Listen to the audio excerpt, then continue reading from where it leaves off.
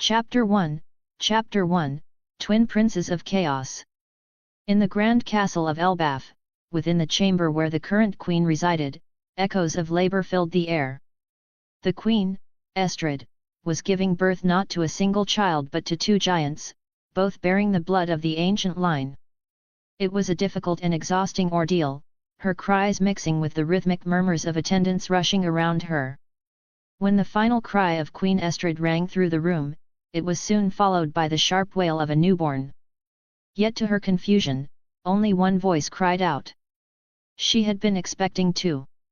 Moments later, an attendant approached with both infants in her arms. Estrid, though drained, forced herself to look. Her weary eyes widened in disbelief. One of her sons had slit-like eyes, sharp and narrow, while the other possessed pupils shaped like small stars with dark sclera surrounding them. The two babies held each other's hands tightly, refusing to let go. The one with the slit eyes raised his hand weakly toward his mother, almost as if seeking her touch. "Wah! It's horrid!" Estrid screamed, her voice filled with panic and disgust. She recoiled at the sight of the child with slit eyes, her trembling hands reaching as though to push him away.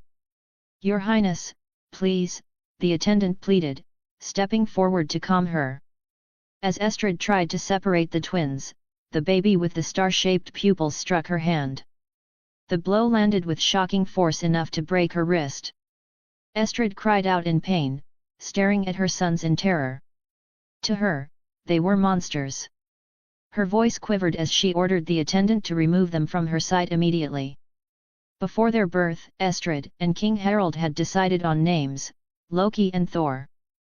But when asked which name belonged to which child, Estrid refused to speak of it. Left without her guidance, the attendants chose on their own. The stronger infant who had broken Estrid's hand was named Thor, as a symbol of might. The other, with the slit-like eyes and quieter presence, was named Loki. That night, while the attendants slept, Estrid crept into their quarters. Her expression was empty, her steps deliberate.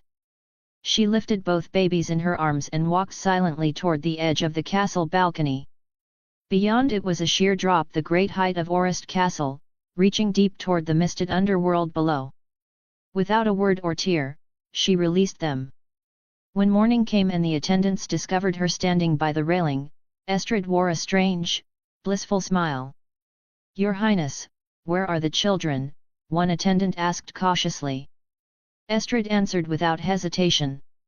"No more misfortune will come to Elbaf. Tell the king, it was a stillbirth." Before the attendant could respond, a faint sound echoed from below. Both turned their heads over the edge. From the darkness beneath, two small figures were visible, two infants clinging to the branches of the giant trees below. One was crying loudly, while the other looked furious. The angry one was Thor. The crying one was Loki. The sight froze the attendant in shock, and Estrid's face turned pale with horror. The twins began to climb, their tiny limbs gripping the vines and roots until they reached the castle grounds once more. The attendant, trembling, rushed to pick them up. But Thor's unnatural strength manifested again. With a single motion, the infant struck the attendant's back, breaking it instantly. Estrid screamed and fled as Thor turned toward her, his eyes glowing faintly with rage. Unbeknownst to Estrid and everyone in Elbaf, Thor's existence was never meant to be. He was not a native of their world. In truth, Thor was once a man from Earth, an ordinary individual who had answered an otherworldly survey and was chosen for reincarnation. He was reborn as Loki's twin, the same Loki who would one day recount the tale of ancient giants and their connection to the Rock's pirates. Upon rebirth, Thor received two extraordinary blessings. The first was the talent and physique of Big Mom, merged seamlessly with his own ancient giant blood. This did not merely stack power like one added to another, it multiplied it beyond measure.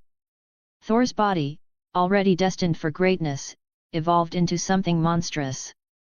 The second blessing was the essence of sound mind and soul, granting him unshakable focus and immunity to any mental affliction, fear, madness, even boredom. When Thor and Loki fell from Orist Castle, Thor's past life memories were awakened after he struck his head. By then, both blessings had already fused perfectly into his being. The two brothers, though infants, survived the fall. Now, Thor climbed onto the soft bed, his small limbs moving with effort, yet guided by instinct and the faint remnants of his past life's awareness. He settled himself down comfortably and closed his eyes for a moment. Life in his previous world had been far different from what awaited him here, and that contrast made him feel a quiet sense of excitement, not for the grand adventures or battles that might come, but for the simple luxury of rest. After years of constant stress and long hours in his old job, the thought of being able to sleep without worry felt almost like a reward. Beside him, Loki was not as calm. The younger twin squirmed restlessly, still reaching toward the direction where their mother had once been, as though some instinct told him to seek her warmth.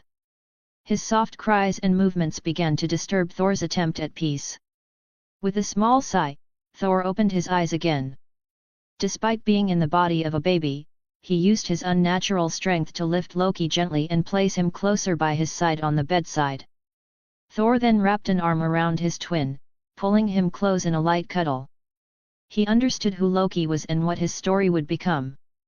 In the world he knew, Loki's life was already written as one of tragedy and misunderstanding, a story seen many times before, where someone cast away as a monster later found acceptance and belonging, often among those destined for greatness, like the Straw Hat crew he remembered from his old life. Loki continued to wriggle weakly for a while longer, his tiny hands clutching at Thor's blanket, until finally, exhaustion overcame him. His breathing slowed, and his movements ceased. Seeing this, Thor allowed himself to relax as well. He closed his eyes once more, a faint, content smile on his face. For the first time in what felt like years, even if only in another world, he could finally sleep in peace. Chapter 2, Growing Up. As the years quietly passed, the loneliness that the two brothers carried within them began to show, especially in Loki, whose temper and restlessness grew worse with time. Yet unlike before, when he would have faced such emotions alone, this time he had someone beside him, Thor, his brother, who never left his side. Thor often tried to guide Loki, teaching him manners and small lessons of restraint, things that neither of them had ever received from any parental figure. Even though Thor was still young himself, the memories and discipline he carried from his past life gave him the patience and understanding that Loki lacked. However, the castle was not a kind place for them. Loki suffered the most, constantly harassed by their attendant, who happened to be Estrid's own brother. Filled with resentment, he blamed the twins, especially Loki, for his sister's death. His cruel words and actions were something Thor could never ignore. Thor would always stand up for his brother, and on more than one occasion, he fought back without hesitation. One day, in a fit of anger, Thor grabbed his uncle and slammed him repeatedly onto the stone floor of the castle hall. He did not stop until Loki, frightened, pulled at his arm and begged him to let go. The incident left their uncle nearly dead. From that day forward, whispers spread throughout Elbaf that Thor was a destroyer born under a cursed star, destined to bring ruin to their land. Loki, by association, was branded as the accursed prince, the brother of the Terrible One. Their uncle began to refer to Thor as the Terrible, claiming he had no compassion or mercy even for his own blood. What made matters worse was that not even the guards, who had witnessed the confrontation, tried to defend Thor. More than 20 castle soldiers had failed to restrain him, and their silence only fueled the growing fear surrounding the twins. As the years continued, the twins' lineage began to reveal itself in their physical form. The ancient blood of giants flowing through both parents made them grow at an astounding rate. By the time they reached the age of 9, Thor had already grown to the height of a smaller adult giant over 10 meters tall. Loki, while not as massive as his brother, stood at nearly 5 meters, half of Thor's height, yet still towering over any child of his age. Realizing that they were unwanted within the castle, Thor and Loki decided to leave on their own. It was Thor who suggested they live in the underworld, the deep region beneath Elbaf's great trees, where ferocious beasts roamed freely. He reasoned that the underworld offered both food and freedom, and few giants would dare venture there. Loki hesitated at first, but when Thor explained that he could easily tame or defeat any creature they encountered, Loki agreed. Together, they climbed down the colossal roots and branches that led toward the shadowed depths, where the air was thick and the ground was alive with danger. Whenever their father, King Harald, returned to the castle and discovered their absence, he would search for them, only to find the twins living among the roots and cliffs of the underworld. He would drag them back to the castle each time, but before long, they would escape again. For Thor, who once lived as an ordinary man surrounded by technology, the world of Elbaf was both primitive and fascinating. Instead of growing bored, he found the simplicity of this medieval world refreshing. Thanks to the essence of sound mind and soul, his thoughts remained clear and free from boredom or anxiety. There was always something interesting to explore: the forest of colossal trees, the deep sea, and the endless hunt for food. Thor would often dive into the ocean, capturing enormous sea beasts with ease. On one occasion, he caught 2 massive sea kings, each large enough to rival a small island in size. He brought them to shore and handed one to Loki, keeping the other for himself. The two of them feasted until their hunger was gone, sharing the victory as brothers. Thor also noticed changes in Loki that did not align with the version he remembered from the tales of his past life. This Loki smiled more often and carried himself with growing confidence. The constant companionship and encouragement from Thor seemed to mend the loneliness that once defined him. The two would spar regularly, testing their strength and learning through combat, as was the custom among the giants. Though their growth was 3 times slower than that of humans, they were already strong enough to train as proper warriors. Thor took it upon himself to make sure Loki learned to fight, not just relying on talent but also discipline. Meanwhile, Thor followed his own routine of training by striking the roots of the Elbaf tree itself, using them as his personal training ground. The tree, made from atom wood, was strong enough to withstand his blows, and each strike echoed across the forest, a reminder that the 2 brothers once abandoned at birth were now growing stronger every day. A full year had passed since Thor and Loki began living in the underworld instead of staying in the castle. The days flowed quietly, marked by the changing light that filtered through the enormous roots of the Elbaf tree. Now, the twins were celebrating their 10th birthday. Loki sat beside a large campfire that Thor had built with great care. Above the flames, a massive sea king was being roasted, its scent spreading through the clearing and drawing the attention of several other giant children who had gathered around. Among them was Hatruden, whom the twins had met during one of their explorations. They had stumbled upon a small tavern built by a woman named Ida, who lived there with Hatruden, her son, and, by extension, the twins' half-brother. Other young giants of similar age also lived nearby, creating a small but lively community beneath the shadow of the great roots. Despite their surroundings, it was not chaos that filled their days. Thor and Loki often shared the leftovers from their hunts with the starving children of the underworld. Thor, in particular, made sure no child went hungry. He believed it was something worth doing, even if others did not understand. Loki, however, could not help but feel a quiet sting of jealousy whenever Thor handed out food to others. To him, his brother's attention should have been his alone. "Brother, why are we giving them the food we worked so hard for?" Loki asked, frustration in his tone. "Shouldn't we eat it ourselves? They treat us like monsters even when we haven't done anything wrong." Thor, tending to the fire, looked at his brother calmly before replying. "No child should know the feeling of starvation," he said slowly. "Not us, not anyone else.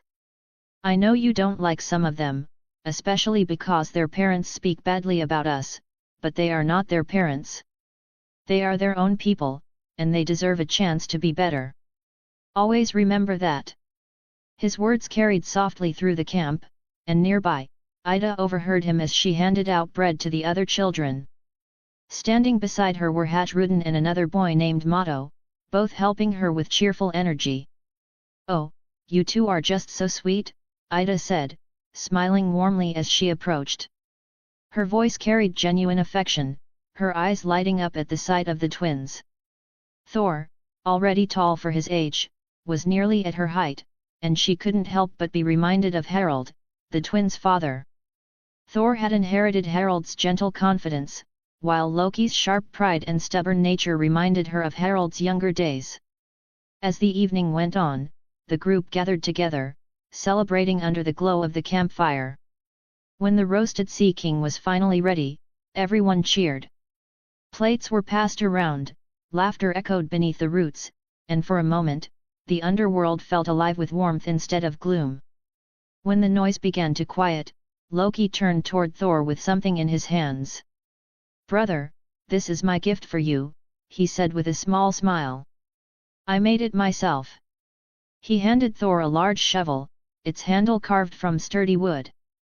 Loki had noticed how often Thor dug holes with his bare hands, whether for fire pits, traps, or storage, and decided that a proper tool would help him. Thor looked at the gift, his eyes softening. "Thank you, Loki." "Then here's my gift for you," he replied, handing over something wrapped in cloth. When Loki opened it, he found a wooden sword made from the trunk of the Adam tree itself. The blade shimmered faintly in the firelight, its surface smooth yet sharp. Shaping Adam wood was nearly impossible, but Thor's immense strength and patience had turned it into a perfectly balanced weapon. Loki's eyes lit up as he held the sword, testing its weight in his hands. A genuine smile spread across his face, one that carried no pride or envy, only joy. The night carried on with laughter and song. Ida and the children joined in, clapping their hands to the rhythm of old Elbaf tunes, while Thor and Loki sat side by side near the fire. The flames reflected in their eyes like twin stars, one calm, one bright, both burning with the quiet promise of the years to come. Chapter 3, Ta and Grisnir and Tangjostr. One day, while Thor was searching for something to eat in the depths of the underworld, he came across a scene that made him stop in his tracks. A gigantic dinosaur, with scales like rough stone, was trying to devour 3 goats. One of them, a massive adult goat, was standing in front of the other 2, clearly defending them. From the look of things, it was their mother, desperate to protect her young. The 2 smaller goats clung to her back, trembling as the dinosaur roared. Thor observed for a moment and could see that the mother goat was already badly injured. Deep cuts and blood covered her fur, and her legs shook each time she tried to hold her ground. The 2 small goats cried out repeatedly, their bleats echoing through the hollow cavern. A wave of pity welled up inside Thor as he watched the hopeless struggle. Without hesitation, Thor took out the shovel he had forged from the Adam tree's wood. The tool glimmered faintly in the dim light. He leapt into the air with powerful legs, rising higher than the dinosaur could anticipate. Both the beast and the mother goat looked upward just as Thor came crashing down. The shovel struck the dinosaur's skull with a sharp crack, shattering the bone and killing it instantly. The battle ended as quickly as it had begun. The mother goat, who had been standing purely on willpower and love for her offspring, finally collapsed. Her body fell heavily onto the ground, her eyes still open but fading. She turned her gaze toward Thor, and in that fleeting moment, her expression seemed to plead with him, begging him to take care of her young. Thor sighed softly as he looked at the 2 small goats trying to nudge their fallen mother, bleating weakly in confusion. He knelt beside them and gently patted their heads. "I'm sorry," he said quietly. "Your mother is gone. But don't worry. I'll give her a proper burial. I won't eat her. You'll stay with me from now on." The 2 young goats let out louder cries, as though understanding his words or at least feeling his intent. Thor decided not to waste any time. Using his shovel, he began digging a grave for their mother. The soil was thick and heavy, but his strength made the task easy. Once the hole was ready, he placed the goat's body carefully inside and covered it with earth. He said nothing, only bowing his head for a moment before standing up again. The 2 little goats stood nearby, staring at the buried spot before turning toward the corpse of the dinosaur. They began ramming their small heads against its body as if trying to avenge their mother. The sight made Thor smile faintly. Afterward, he dragged the dinosaur closer to his campfire and began cooking it. While the meat roasted over the flames, the two goats sat near him, making odd grinding sounds with their mouths that started to irritate Thor slightly. Watching them curiously, he decided to give them names based on their habits. "I'll call you Teeth Gnasher," he said, pointing at the one constantly grinding its teeth, "and you, Teeth Bearer, since you keep showing me your teeth." Both goats bleated loudly as if in protest, stomping their tiny hooves on the ground. Thor chuckled. Fine, fine," he said, "I'll make the names sound better. You'll be called Ta and Grisnir and Tangjostr." The two goats bleated again, but this time their tone sounded more accepting. Thor grinned to himself and thought, "Hee hee, idiots, it's the same name, just in another language." As the dinosaur cooked, its scent spread across the underworld. Thor knew that the smell would attract more predators, and that was exactly what he wanted. It wasn't long before two even larger dinosaurs appeared, drawn by the aroma of meat. Thor stood up, gripping his shovel tightly, his eyes gleaming with anticipation. "Perfect timing," he muttered as he rushed forward. The ground shook as the two massive beasts charged toward him. At the same time, Ta and Grisnir and Tangjostr also ran forward, bleating fiercely as if ready for war. Despite being thrown around and slammed into the ground several times, the goats refused to back down, their determination mirroring Thor's own spirit. Thor, moving with surprising speed for his size, focused on one dinosaur and brought it down quickly.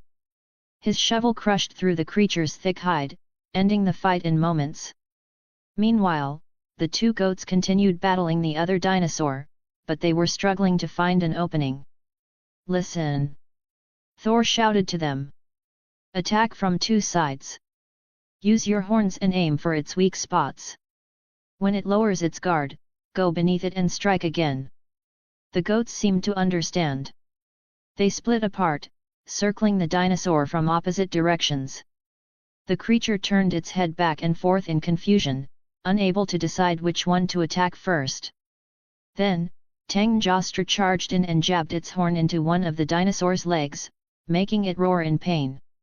When it tried to crush Tangjostr, Ta and Grisnir attacked the other leg. They repeated this pattern again and again until the dinosaur's legs finally gave out. When it collapsed, the two goats charged together, ramming their horns into its neck and finishing the fight. "Great job," Thor called out, smiling with satisfaction. The two goats bleated proudly in response. Once the battle was over, Thor returned to the campfire where the first dinosaur was already cooked. He began eating the tender meat, rich in nutrients, and made sure to share it with his new companions. For the goats, he also set aside the bones, encouraging them to gnaw on them to strengthen their teeth. While they were busy chewing, Thor gathered some hemp vines and twisted them into ropes. He tied them around the goats' necks so they could help him pull the carcasses of the two newly defeated dinosaurs back home. After a long walk through the sprawling underworld terrain, Thor finally reached the cabin he and Loki had built. The two goats followed behind, dragging the enormous dinosaurs with all their strength. Everything in Elbaf was vast, and even a simple trip home took time. When they arrived, Loki stepped out of the cabin and blinked in surprise. "Hey? What's that?" he asked, noticing the two exhausted goats gasping for air, the ropes tied behind them, and the huge dinosaurs trailing in the dirt. "These are Ta and Grisnir and Tangjostr," Thor said proudly. "My new pets. I'll train them to become stronger than some giants in the upper realm." Loki raised an eyebrow but said nothing. Thor then grinned and added, "Anyway, let's cook our food. I'm starving." He set about roasting the dinosaurs near the cabin's fire pit, not even caring that he had already eaten earlier. Loki watched quietly, uninterested in the burnt food, but didn't complain. The day passed peacefully after that. The air in the underworld was calm, and for once, there were no interruptions, no beasts, no visitors. Ida, Hajrudin, and their friends were all in the upper realm, leaving Thor and Loki to enjoy one of their rare quiet days together. Chapter 4, Bringer of Storms. One day, while Thor was out fishing with his 2 goats beside him, the calm air of the underworld's shoreline carried the familiar scent of salt and cold mist. The 2 goats, who had long become accustomed to Thor's intense and demanding daily routine, watched their master closely. Thor had made a habit of diving into the deep waters beneath the shores of Elbaf ever since he was strong enough to walk on his own. It was one of the few moments in his life when he could feel what he considered normal, because beneath the surface, surrounded by sea creatures of enormous size, he no longer seemed out of place. The giants of the ocean were as large or even larger than him, making the world underwater the only place where Thor could feel small. On this particular day, Thor wanted to fish like a normal person would, rather than hunt with his usual overwhelming strength. He had crafted a sturdy fishing hook and tied it to a rope made of tightly woven hemp, reinforced many times over so it could endure even the sudden pull of a sea king. Thor gave the rope a few testing tugs, ensuring that it was strong enough to withstand both the weight of a colossal fish and his own strength when reeling it in. After settling himself on a large rock near the shore, Thor cast the hook into the ocean and waited patiently. The goats stood nearby, their eyes following the line as it disappeared into the water. They already knew the unspoken rule Thor had made long ago: his first catch would always belong to them. It was a simple promise that Thor had kept ever since the day he found and adopted them. Thor sat quietly for several minutes, his mind relaxed and his focus steady. Then, he felt a subtle tug on the rope. Without hesitation, he planted his feet firmly and pulled with his entire strength. The surface of the ocean exploded with movement as an enormous sea king burst upward, its scales reflecting the dim light. The creature was hooked cleanly through the mouth, thrashing and roaring until Thor yanked it toward the shore with one final pull. "Looks like we're eating well today," Thor said with satisfaction, glancing toward the goats, who bleated excitedly in response. "All right, let's start a fire." Thor grasped the trunk of a massive tree and uprooted it with ease. He rubbed 2 enormous logs together at such speed that sparks formed instantly, and soon flames began to grow. With practiced motions, Thor stacked more trees together, creating a campfire large enough to roast the Sea King. "You know the rules," Thor said, looking at his goats. "Wait here. I'll go find food for myself and bring Loki back." The goats bleated once again, nodding as if they understood perfectly. Thor then turned toward the ocean and dove in with a loud splash, his body cutting through the water effortlessly. The real reason Thor had made a simple fishing hook earlier was not because he needed it; he could easily catch sea kings barehanded, but because he wanted to teach his 2 goats patience. He had begun to notice that the more meat he fed them, the more aggressive and restless they became. They were starting to attack anything that moved, especially animals that could be eaten. Thor wanted to remind them that not every hunt had to be taken by force. As he dove deeper into the ocean, the water grew darker and colder. Thor's eyes adjusted quickly, and he continued his search for a sea king large enough to satisfy his own hunger. His body moved easily through the currents, his massive frame unbothered by the pressure. The deeper he went, the larger the sea creatures became, yet Thor kept searching for something truly worthy of his appetite. After some time, he noticed a strange silhouette in the distance. At first glance, it seemed like the tail of a trapped sea beast, wedged between the gigantic roots of the world tree that reached down into Elbaf's ocean floor. The shape was long and rigid, sticking out like it had been caught there for centuries. Curious, Thor swam closer, his heartbeat steady but his mind alert. When he reached the object, he realized it wasn't a tail at all.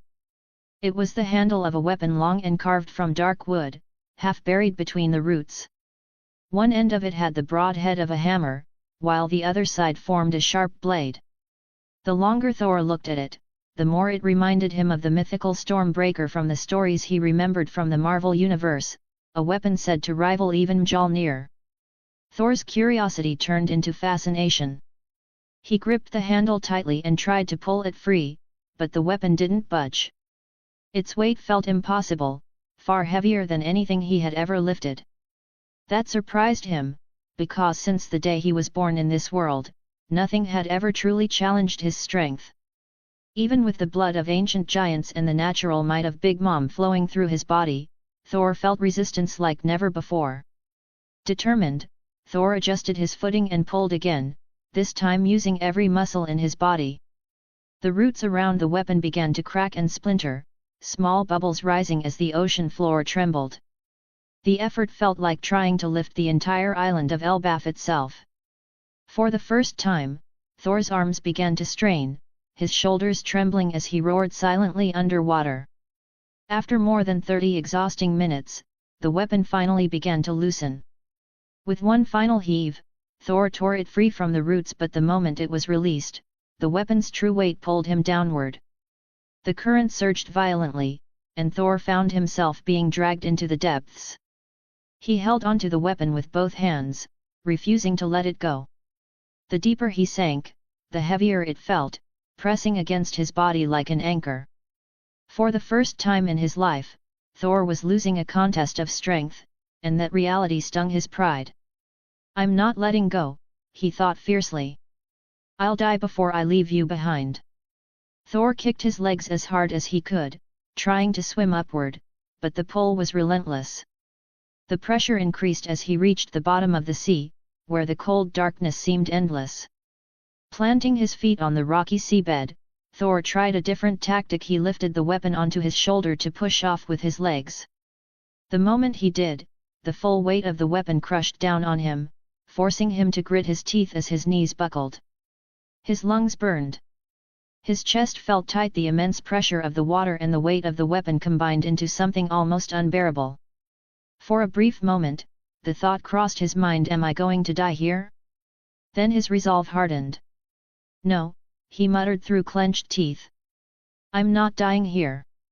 With a desperate burst of strength, Thor shifted his stance, crouching low like a frog preparing to leap. He gripped the weapon firmly with both hands and thrust his legs upward, propelling himself off the ocean floor. His entire body surged through the water, the force of his jump pushing him toward the surface. The upward momentum gave him a start, and soon he was halfway to the surface. He managed to grab onto one of the massive roots of the world tree with one hand, still holding the weapon tightly with the other. Every movement felt like a struggle against the weapon's overwhelming weight, which seemed to grow heavier the closer he got to the surface. Thor climbed, step by step, using the roots as support. An hour passed before his head finally broke through the surface of the water. He gasped loudly, filling his lungs with fresh air. Even then, it took him another 30 minutes to drag the weapon completely out of the sea. By the time he stood on the shore, his entire body trembled with fatigue. As the last of the water dripped from the weapon, a surge of electricity suddenly sparked from its surface, coursing up through Thor's arms and spreading throughout his body. His eyes glowed faintly, charged with light, and his exhaustion seemed to vanish. The energy felt both powerful and overwhelming, as if the weapon was alive. Then, something strange began to happen. Thor noticed that the trees, the cliffs, and even the distant mountains appeared to grow larger before his eyes. But it wasn't the world that was growing, it was him who was shrinking. What in the world is happening? Thor thought in disbelief as his body continued to decrease in size, the weapon still glowing in his hands. Chapter 5, The Holy Weapon of Elbaf. As Thor continued shrinking, the axe in his hands also began to reduce in size, matching his transformation perfectly. While this was happening, Thor started to feel something unusual flowing between him and the weapon. It was not just a faint vibration or a surge of energy, but a sensation that grew stronger with every passing second, as if the weapon itself was alive and connecting directly with his body. This kind of reaction was something Thor had never heard of before, especially in the world of One Piece, where weapons did not bond with their wielders in such a personal and direct way. When the shrinking finally stopped, Thor took a good look around him. The landscape that he had once towered over now looked completely different. The trees that used to be below his sight line now stretched endlessly above him, the stones on the ground appeared like boulders, and the horizon looked impossibly far away. Everything had become gigantic in his eyes. Thor had always been considered large, even among the giants, but now that he stood at the height of a human infant, he could finally understand the perspective of those much smaller than himself. I hate this view. I look so small. Can't I change back? Thor thought to himself, frowning as he raised the axe and tried to drop it. However, before it could hit the ground, the entire blade of the axe began to emit a faint light. Slowly, Thor's body started to grow again. His height returned bit by bit, until he was back to his original giant size. The moment his feet settled firmly on the ground again, Thor let out a breath of relief, feeling comforted as the world returned to its normal scale. Is that your ability? Thor asked in his mind, directing his thought at the axe, half wondering if it could understand him. The weapon answered in its own way. It glowed once, a brief pulse of light that Thor took as a confirmation. That was enough to convince him that the axe was at least partly alive or responsive. Thor then decided to test the weapon further. He began asking questions aloud, waiting for the glow to respond. They established a kind of system together: 1 glow for yes, 2 glows for no. Thor asked if the axe could allow him to control his size, and the weapon glowed once again, confirming it. Intrigued, Thor began to ask more specific questions. He wanted to know whether the size control worked through gradual changes or if it was a fixed transformation. When he asked about a standard shrinking size, the axe glowed once, showing that it only had one set form. To test its limits, Thor started listing different measurements, trying to find out what the standard form would be. Through trial and error, he discovered that no matter his current age or height, the weapon could transform him into a 2-meter-tall version of himself. It was a fixed state, consistent and unchanging, regardless of how large or powerful he became in his natural giant form. Encouraged by his discovery, Thor began to think of other possible abilities. He asked the axe if it could summon lightning, and it glowed once. He asked if it could create storms, and it glowed again. When he asked if it could release shockwaves, the weapon responded in the same way, confirming its wide range of elemental powers. But when Thor finally asked whether it was truly alive, the axe reacted differently. This time, instead of glowing, the weapon began to pulse rhythmically, like a living heart beating within its metal frame. Its shape shifted slowly, transforming into something that looked like a large stone T. Then, the outer layer of stone began to crack and crumble away, revealing a core that looked almost organic, pulsing faintly beneath the surface. The more the transformation continued, the more it resembled the Mjolnir that Thor remembered from the record of Ragnarok version: compact, powerful, and filled with energy. When Thor asked it to revert back, the weapon responded immediately, reshaping itself once more into the familiar double-headed axe form that looked exactly like the Stormbreaker. Thor couldn't help but admire it. It felt like he had found a partner rather than a tool. While Thor was still examining his weapon, far away in Elbaf's upper realm, deep within the treasure chamber of the royal castle in the Sun Realm, another weapon began to stir. This one was called Ragnar, the future weapon meant for Loki. It sat quietly among treasures and relics, but now its surface started to glow faintly with the same kind of life that Stormbreaker was showing. The connection between them was invisible to everyone else, but the two weapons seemed to resonate across distance. When Thor stopped experimenting and deactivated the axe, Ragnar's glow faded as well, returning to silence. No one in the castle noticed this change, as the treasure chamber was empty at that hour. Thor himself, being in the underworld, had no idea what kind of effect his actions had triggered. Back in the underworld, Thor kept playing with his new weapon, lifting it with one hand, testing its balance, and admiring the feeling of power that it carried. It was no longer as impossibly heavy as before. Although it still carried weight, Thor found that he could easily hold and swing it using only one hand. Curious, he asked the weapon through thought, "Did you get lighter?" The axe glowed once again, confirming his suspicion. Thor grinned widely and decided to show it off. He ran toward the area where his goats were resting, proudly showing them his new weapon, waving it around as the two animals bleated and jumped with excitement. After a whole day had passed, Thor had already shown his new weapon to nearly everyone he knew. The first to see it was, of course, Loki. Thor demonstrated how he had found it deep under the sea and how he managed to lift it from the ocean floor. Loki, who had grown used to his brother's strange adventures, listened with curiosity. When Loki asked what happened to the shovel that Thor had used before, Thor answered casually that it was still with him, and that he would use it for situations where he did not want to kill his enemies or make too much of a mess. Out of curiosity, Loki tried to pick up the new weapon himself. The moment his hands touched it, he felt an overwhelming weight pressing down. No matter how much effort he put in, he could not lift it even slightly. It was the same resistance that Thor had first felt underwater, but for Loki, it was immovable. That alone showed how special and magical the weapon truly was, as well as how absurdly strong Thor had become. Later, when Thor went to the Sun Realm to show his weapon to Harald and the other young giants, the adults who happened to see it reacted with shock. Some of them hurried away immediately, calling for the oldest living giant in Elbaf, the one known for his wisdom and long memory. His name was Harald, and he had recently lost his partner in a tragic encounter with a young giant who had gone mad from hunger. When Harald arrived, he found Thor showing off the weapon to Harald and the others. Thor was spinning it around easily with one hand, then setting it down and inviting the others to try lifting it. None could even budge it. "What miracle is this? Is that the storm breaker?" Harald said slowly, his old eyes wide with disbelief. He recognized it immediately.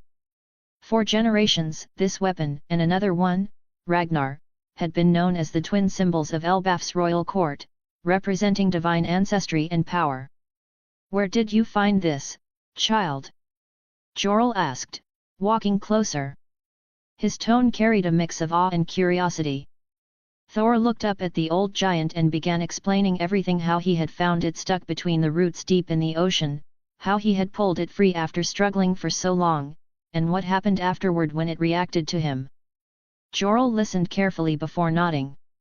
"It is said that this weapon will only choose the one destined to slay the red-blooded serpent," Harald said, his deep voice steady. "Its strength grows according to the power of its wielder, and its bond cannot be broken once formed." Thor listened quietly, holding the weapon with both hands as he began to understand that what he had found beneath the sea was not just a weapon, but a piece of ancient destiny tied to the giants of Elbaf. Chapter 6, Growing Up. As the years went by in the country of Elbaf, Thor, Loki, Harald and the other young giants continued to grow closer. They trained together, played together, and sometimes even argued, but their friendship only became stronger with time. Their usual routine always involved sparring, with Thor standing out as the most prominent warrior among them. Even when everyone teamed up against him, including Loki himself, Thor would always emerge victorious. No matter how many times they tried, the gap between their strengths remained clear. Despite being their opponent most of the time, Thor would also act as their teacher. He taught them how to fight properly, how to use their strength wisely, and how to keep calm during battle. Whenever he had free time, Thor would bring his friends out to the sea to hunt for food together. It was a dangerous activity, especially for children, but Thor always made sure no harm came to any of them. Protecting them became a point of pride for him. It showed not only his strength but also his sense of responsibility. Even Loki, who once hated the water, eventually learned how to swim under Thor's patient teaching. Because of Thor's influence, Loki's childhood became drastically different from his other possible fates. In this life, his experiences were filled with warmth, rivalry, and purpose rather than bitterness and isolation. Thor's existence changed more than just Loki's path, it changed Elbaf itself. The country slowly began to grow stronger again. The younger generation became more united and more determined to live up to their warrior heritage.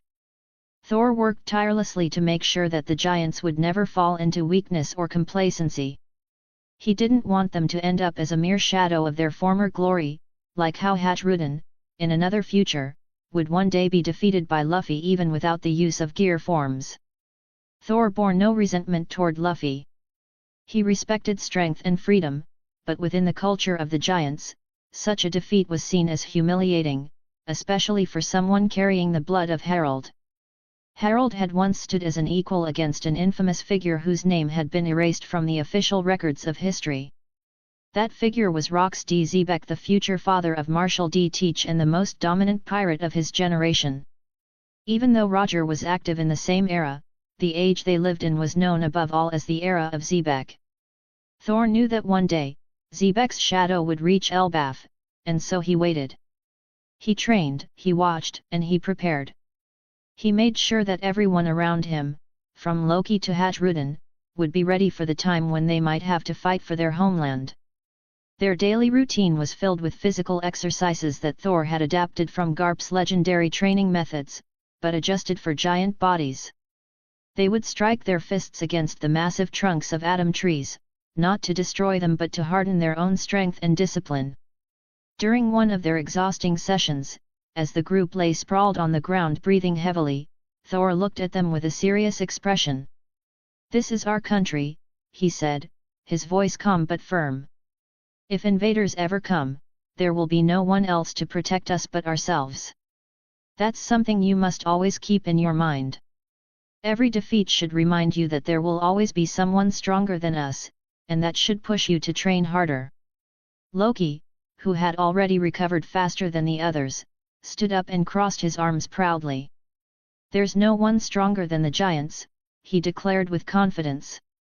"If that were true," Thor replied evenly, "we would have ruled this world long ago." His words silenced Loki immediately. The younger giant looked around and saw the tired but thoughtful faces of his friends. The group grew quiet, their earlier pride replaced by reflection. After a short pause, Thor called them to stand and continue their training. The rhythm of their routine resumed, steady and determined. One quiet afternoon, while the others rested, Thor decided to walk along the shores of Elbaf. He liked spending time near the sea, especially when he wanted to think or observe the changing tides. His 2 goats were nearby, feasting on the remains of a massive bear they had hunted earlier. The goats had grown stronger over the years. Their horns had become sharper, their muscles denser, and their instincts keener. Thor often sparred with them to keep both himself and his companions in top shape. He would lock horns with them in playful but fierce headbutts, always emerging the winner, but each match made the animals tougher. Over time, they had grown capable of taking down beasts far larger than themselves. As Thor stood by the edge of the water, watching the horizon, something unusual caught his attention. A massive shadow began to rise from beneath the waves. It wasn't an ordinary sea king, this creature was even larger. It looked like one of the mountain eaters that attacked the little garden when Luffy and the others were there. Its enormous body made the sea ripple violently as it approached the shore. A smile appeared on Thor's face. Without hesitation, he gripped the storm breaker that hung at his side and planted his feet firmly into the ground. He had seen the older giants of Elbaf perform a legendary move before, one that required absolute focus and control. He had never tried it himself against a living target, but this was the perfect opportunity. Drawing a deep breath, Thor channeled his strength into the axe and shouted, "Heikoku!" The weapon cut through the air with incredible force. A massive wave of compressed wind shot outward, slicing straight through the giant fish before it even realized what had happened. For a few seconds, the creature continued to swim as if nothing had occurred, but then its body split apart from the middle, spilling blood into the sea. The accuracy and power of Thor's attack were undeniable. The moment the beast fell, Thor commanded his goats to retrieve it. They immediately leaped into the water, swimming with great speed toward the floating halves of the mountain eater. Each goat bit into one half of the carcass and began dragging it back toward shore. When Thor finally got a closer look, he noticed something strange inside the creature's enormous stomach. There was a large empty space, and within that space rested an entire ship. How did the ship survive that cut? Thor thought in surprise. Curious, he decided to shrink himself down using the Stormbreaker's abilities so that he could explore the vessel inside the beast's belly. Once inside, Thor immediately recognized the markings on the ship. It belonged to the world government. The flag and symbols were still intact despite the journey inside the monster's gut.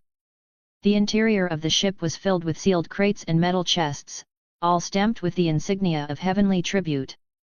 Thor began opening the boxes one by one.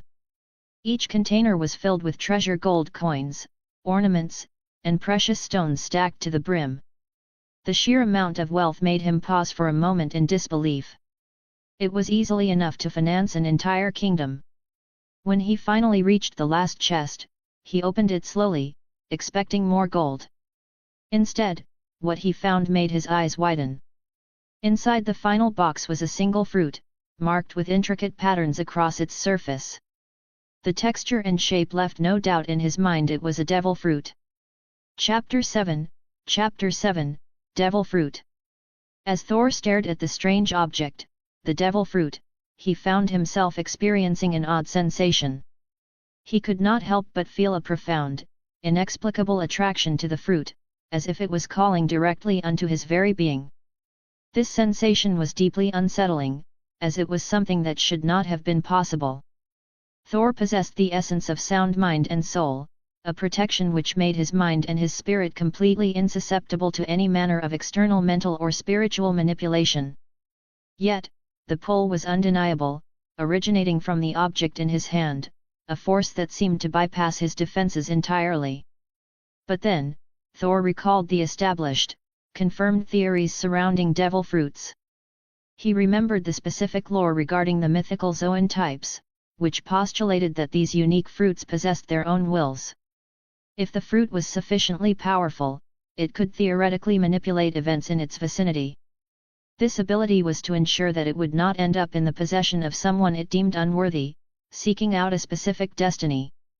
The most famous example, he mused, was the Nika devil fruit, which was said to have actively avoided capture by the world government for more than 800 years.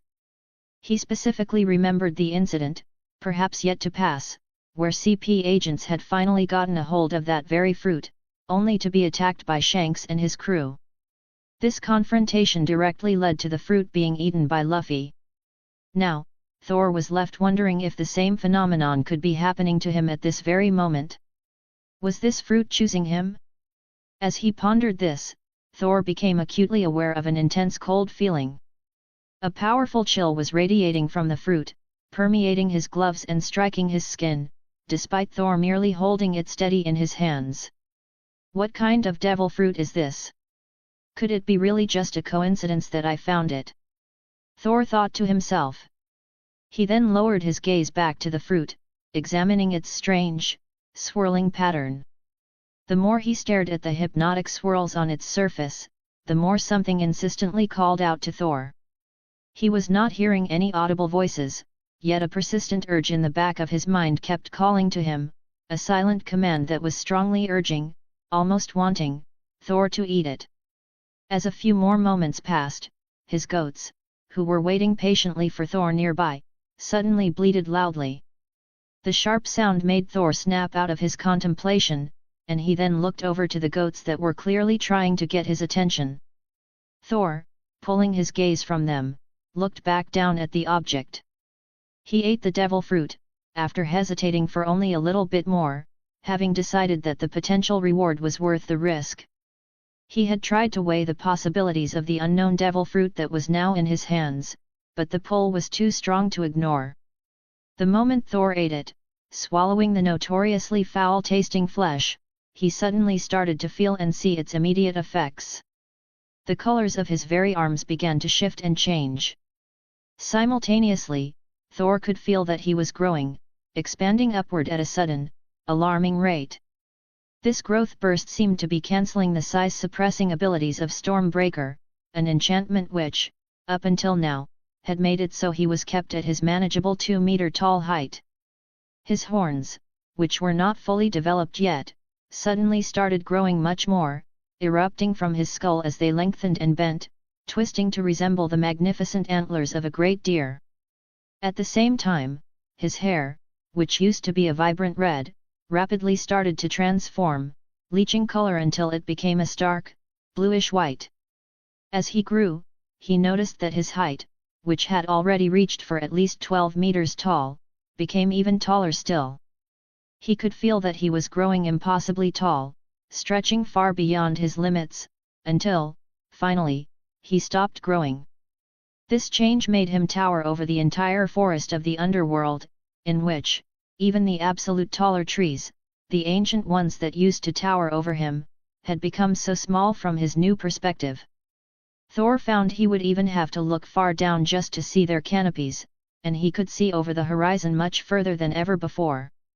Thor then stretched out his massive new arms, a motion that felt strange in this colossal form. It was then, in which, he noticed that his skin color had completely changed, now a deep, glacial blue. Furthermore, his breath was forming a visible mist of intensely cold winds with every exhale. He also observed that the snow on the underworld, which had been falling lightly, began to fall even more heavily around his new form.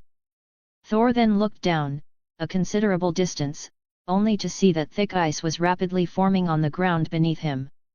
He realized, in which, he could clearly see that he was the source of it all, as the ice aggressively started forming from the very place where he was standing. Then, Thor decided that enough was enough, this giant form was impractical. He then began to focus his mind, attempting to connect with the power inside him. He started to will his body to control his own new devil fruit abilities. He closed his eyes, and, after a few moments of intense concentration, his entire towering figure started to slowly shrink and return. The process reversed itself, as then, he returned fully into his normal, 2-meter height. The transformation felt complete, yet as Thor then expelled another mist of breath, this time from his nose, he saw that the surfaces that were hit by this mist started to form ice once again. The power was still active. An ice mythical zone. Count me in, Thor thought, a rare feeling of excitement building. He then began to properly study his newfound power. He began trying to actively control the cryokinetic, the ice generation parts of his devil fruit abilities. To test their limits against the sea, he then went to the shore once again. He crouched down and then put his hand just above the surface of the sea water. Thor then began to replay the scene he knew of, the memory of Aokiji when he froze an entire sea solid. Mimicking that display, Thor just focused on releasing a massive, concentrated coldness from his palm, attempting to instantly freeze a great portion of the sea before him. As moments passed by, the air temperature plummeted, and Thor then breathed out a deep plume of cold air, which was different from the passive mist he was breathing out earlier. Ice Age, Thor whispered, naming the technique instinctively. In response, a large portion of the sea suddenly froze over in an absolute instant. It was clearly not the same overwhelming intensity as Aokiji's definitive version, the Ice Age move that could freeze the entire sea solid and let people walk over to the next island. However, it was still impressively large enough to cover a great portion of the shore, creating a solid sheet of ice stretching far from the beach. This display made Thor smile, which caused another involuntary burst of cold mist to come out of his mouth. He then noticed that his right arm, the side of his body where he had focused his devil fruit power in his hand, now had plates of ice forming on it, like armor. Yet, Thor did not feel any coldness from it at all, which made Thor grin widely. His two goats, seeing the new solid ground, started to run along the ice as they both excitedly played, bleeding and running along the newly frozen sea. Thor then continued to practice his new abilities. He turned his attention to the large island eater, the beast he had hunted earlier, and he then proceeded to freeze it over completely. This flash freezing would ensure that the massive carcass would stay fresh while Thor continued to explore his powers. He needed to see what sort of other abilities his newly acquired mythical Zoan devil fruit might have, as well as thoroughly practice the fundamental cryokinesis abilities of it to gain mastery. Chapter 8, Training. As Thor continued his training to gain initial control over his newly acquired devil fruit, he practiced relentlessly until he felt confident enough that his powers would no longer pose a danger to anyone around him. He had spent the entire day freezing and unfreezing the same section of the shore repeatedly, making sure he could handle the transition between the two states with precision.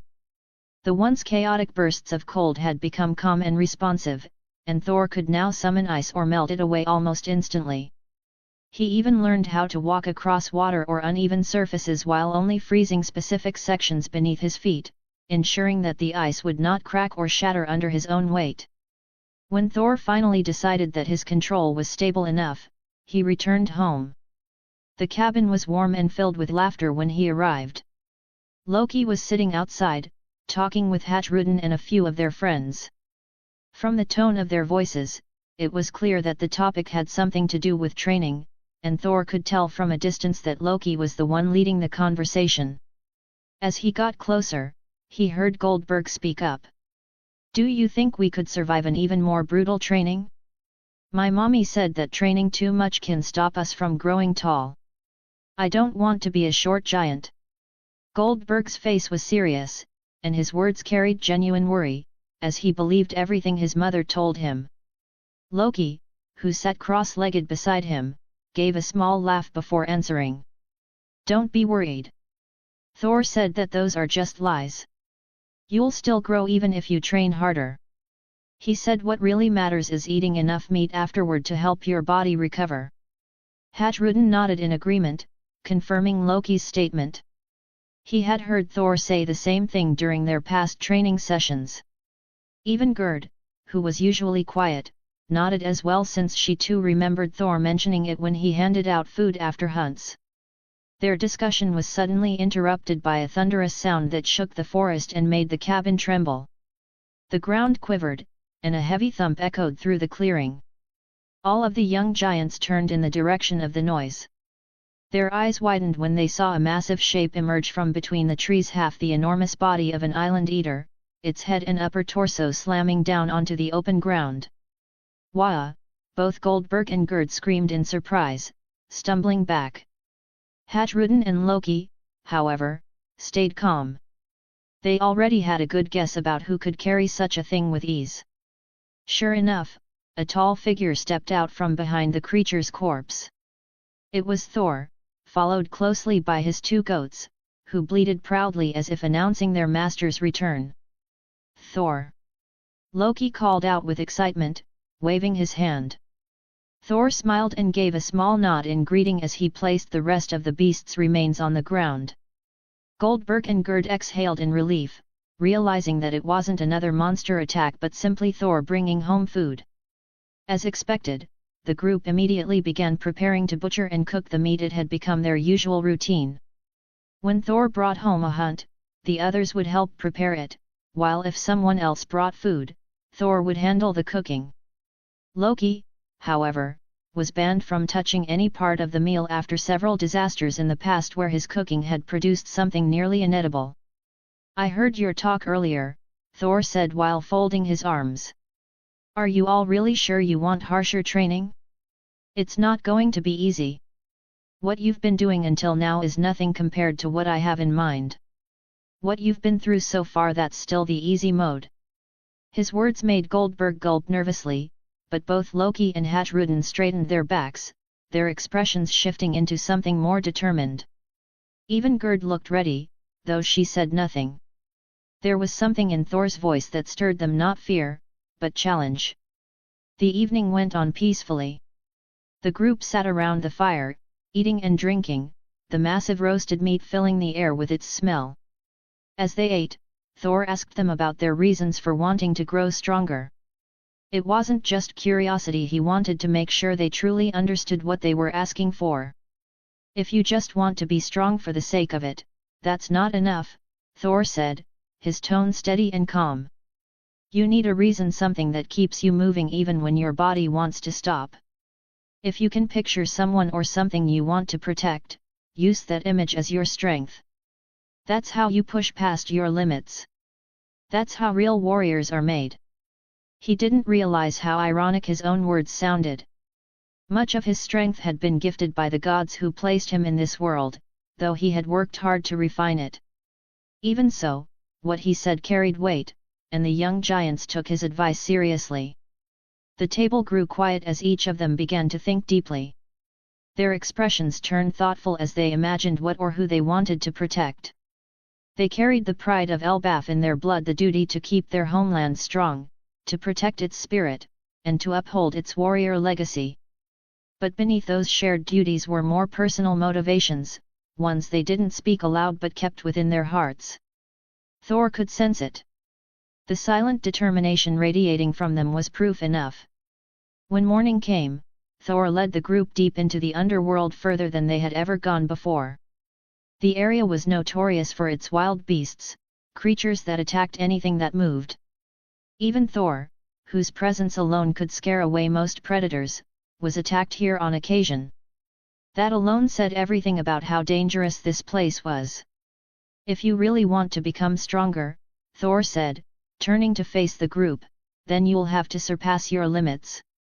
The best way to do that is to fight for your life on the line.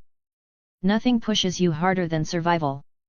As if answering his words, the forest around them grew silent. Then, from the shadows, hundreds of glowing eyes began to appear, ferocious beasts watching them from all sides.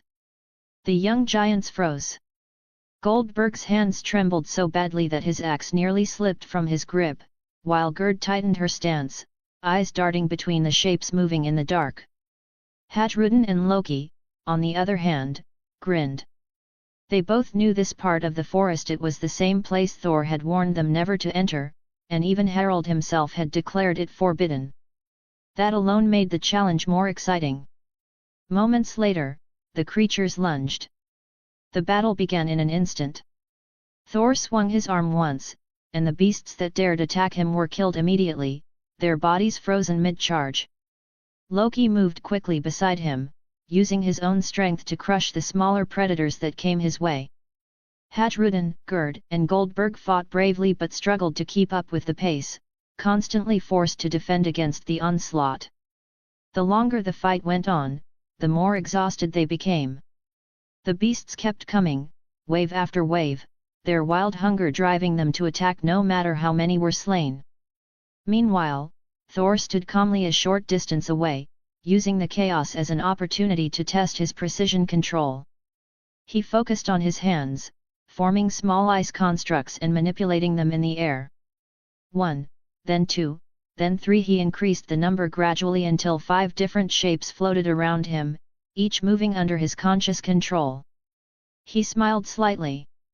Yesterday, he could only manage 2 at once, but now he could control 5 with ease. Progress was progress, even amid the chaos of battle. Chapter 9, Visitors. As Thor continued to train his friends, he also began refining his own strength again, dividing his time between teaching them and mastering his devil fruit. At first, when Thor revealed his abilities in front of them, all of his friends were left in complete shock. The sight of their companion summoning ice from his hands and forming it into weapons or solid structures seemed almost unreal to them, as if they were witnessing something divine. Afterward, Thor started incorporating his devil fruit powers into their daily training. He created moving ice constructs that mimicked enemies in both speed and power. These ice figures would attack, defend, and adjust to their movements, forcing everyone to push their limits while giving Thor an opportunity to improve his own control over the fruit. Despite spending so much effort on helping them, Thor never forgot to polish his own foundation.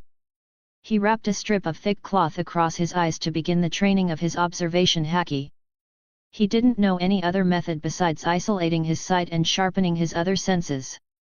When his friends saw him walking around and fighting while completely blindfolded, they thought it was just another part of his training routine, and, naturally, they began copying it. Loki was the first one to imitate him, always curious and competitive, though there was another reason behind it. Even after all the time he spent surrounded by friends, Loki still felt uneasy under the judgmental stares of some of the adults in Elbaf. The hatred toward Loki, seeded long ago by the words of their mother and spread through the village, had never truly disappeared. Harald did what he could to stop it, but not everyone listened. There were still whispers, glances, and muttered words. Because of this, Loki had grown used to hiding his eyes whenever possible, and wearing the cloth made him feel strangely comfortable.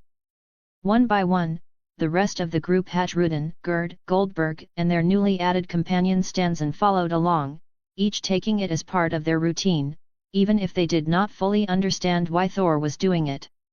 As their training continued, the strength of the group increased rapidly. Thor constantly came up with ways to push them harder, never letting them stay comfortable with their progress.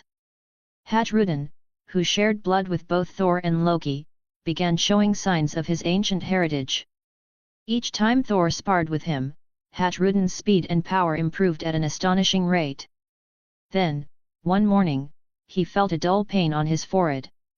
When he reached up, he noticed two small bumps forming. Upon closer look, Thor realized what was happening. Harald was growing horns. They were still small, but it was undeniable proof that his lineage carried the same divine blood that ran through Thor and Loki. The growth was slow, and his horns were still far from Thor's, whose had already curved and thickened like Harald's own, but the sight filled the group with awe and excitement. The others also showed clear improvements. Gerd had grown sharper with her weapon handling, Goldberg became better at taking hits and countering with precision, and Stansen, though the newest among them, was learning faster than anyone expected. Together, the group learned how to take down creatures that once would have sent them running. They could now hunt predators in the underworld that even seasoned adult warriors would hesitate to face. Though they often needed teamwork, their victories were proof that Thor's methods worked. Among them all, Loki's growth was still the fastest. He possessed a natural gift for combat and strategy, adapting quickly to every challenge Thor set before them. In sparring, Loki often took on Harald and the others alone and managed to win most matches, only losing on rare occasions when he got overconfident. Those defeats always came the same way: Loki underestimating his opponents. Underestimation can cost you your life, Thor warned one day as the group rested after a long session. Even when you think you're safe, stay alert. The moment you stop respecting your enemy is the moment you invite death. His words struck deeply in both Loki and Harald, who shared his pride as warriors. It was a pride inherited from Harald, strong and stubborn, yet one that Thor was learning to temper with wisdom. Of course, Thor isn't the one to be left behind, as over the course of the period that they had been training, he would also practice his control over his own devil fruit, as well as the rate of intensity at which he could release his ice, slowly working over the degree of control that Kuzan has over his ice fruit. Months went by. Their bodies toughened, their reflexes sharpened, and their spirits grew steadier. Their training eventually led them to one of the most dangerous places in Elbaf, the Heaven Realm, located atop the tallest branches of the World Tree itself. There, Thor led them to a cliff that overlooked the endless sky. The ground beneath them was narrow, the drop below terrifyingly deep. All of them stood on their hands, doing handstand push-ups along the cliff's edge, with Thor positioned at the very front. A threat of death is a great motivation, Thor shouted, his voice echoing through the air. When death is near, the mind removes the limits it sets on the body. That's when you reach your true potential. The group pushed themselves until their arms trembled. Harald, Gerd, Goldberg and Stansen were on the brink of collapse after hours of sparring before this, yet they continued because stopping meant falling. The sheer height was enough to keep them alert. Loki, on the other hand, recovered faster than the rest and started showing off again, doing faster and sharper movements to prove his endurance. Loki, slow down. You'll fall if you keep that up, Gerd called out, her voice tense. Harald also frowned and nodded in agreement. Don't worry. This is nothing. Watch me go even faster, Loki said, his grin wide as he sped up his movements, ignoring balance for power. But the ground beneath his hands was rough and slippery with dew.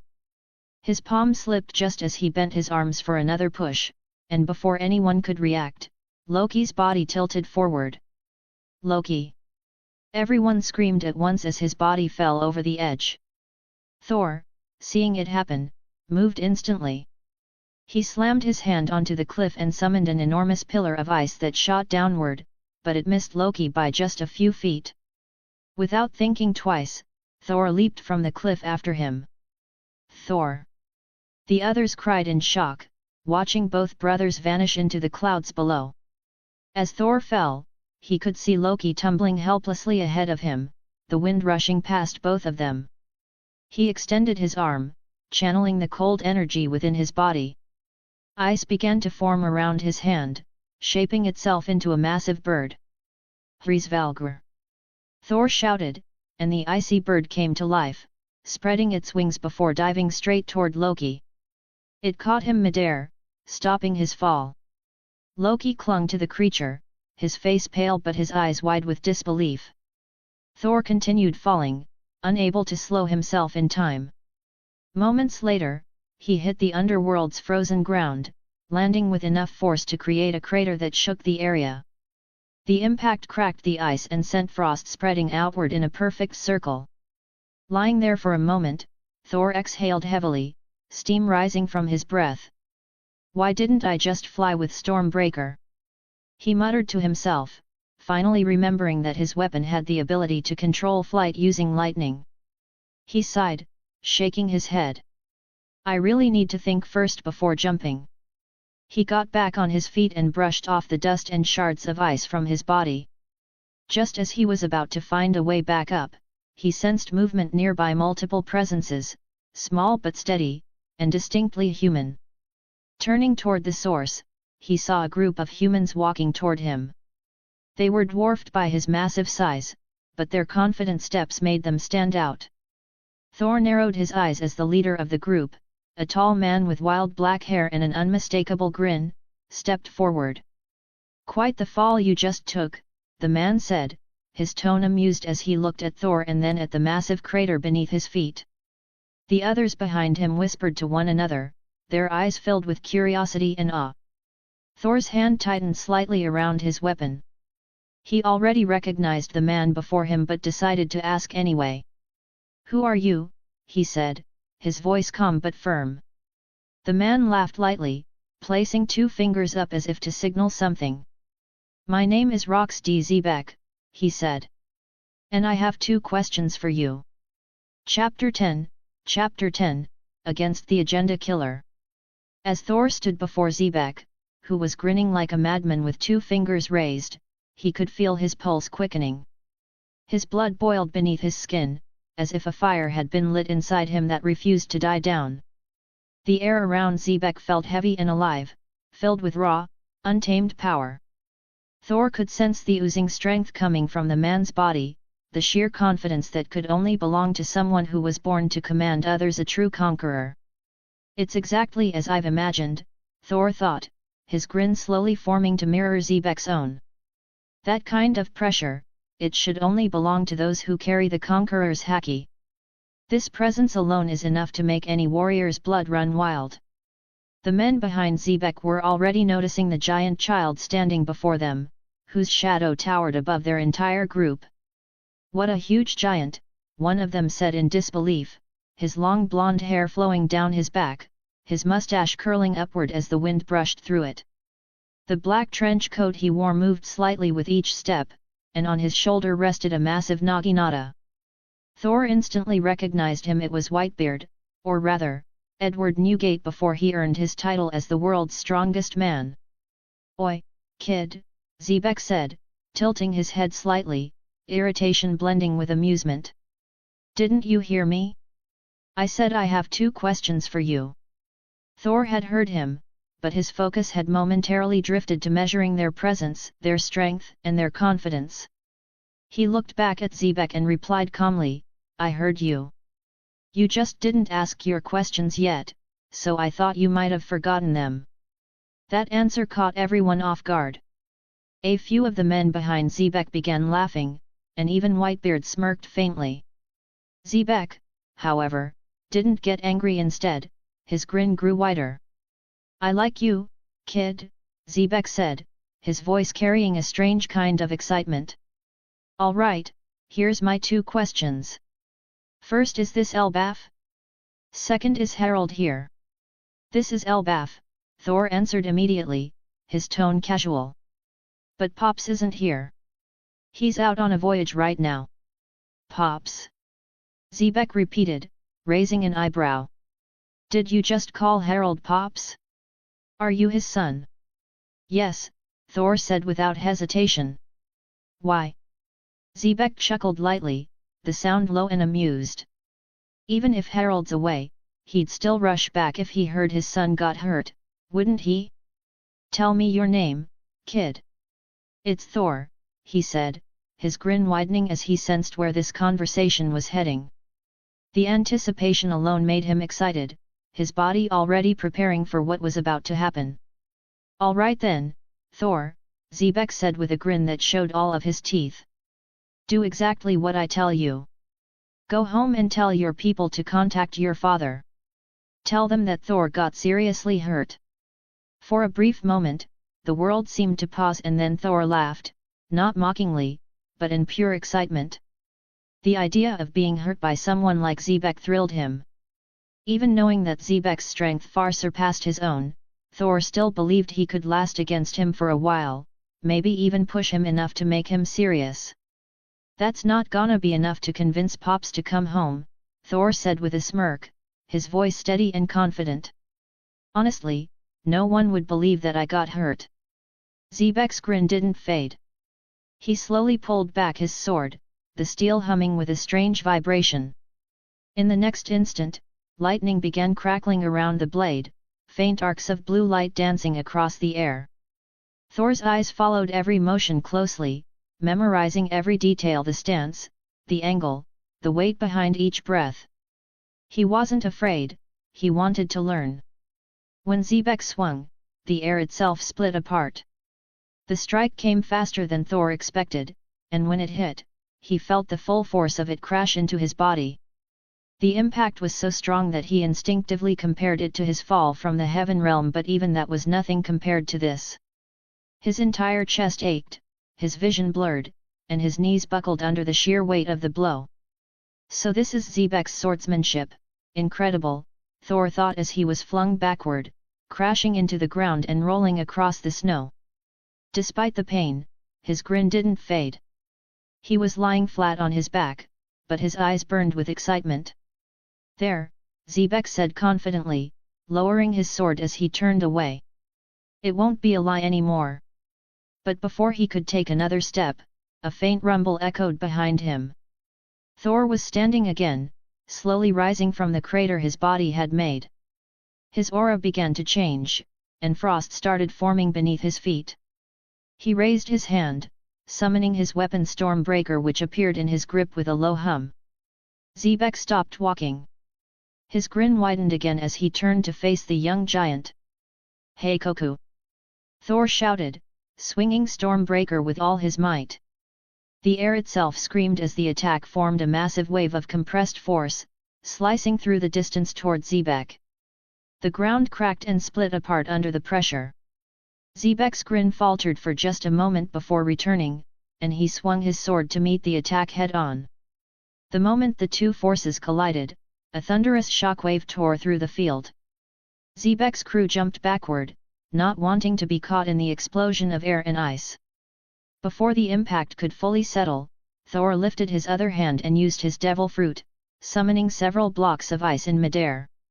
He grabbed one and hurled it straight toward Xebec, who was still blocking the Heikoku's aftermath. When the ice reached him, it burst apart, spreading frost across his body until he was completely encased in thick ice.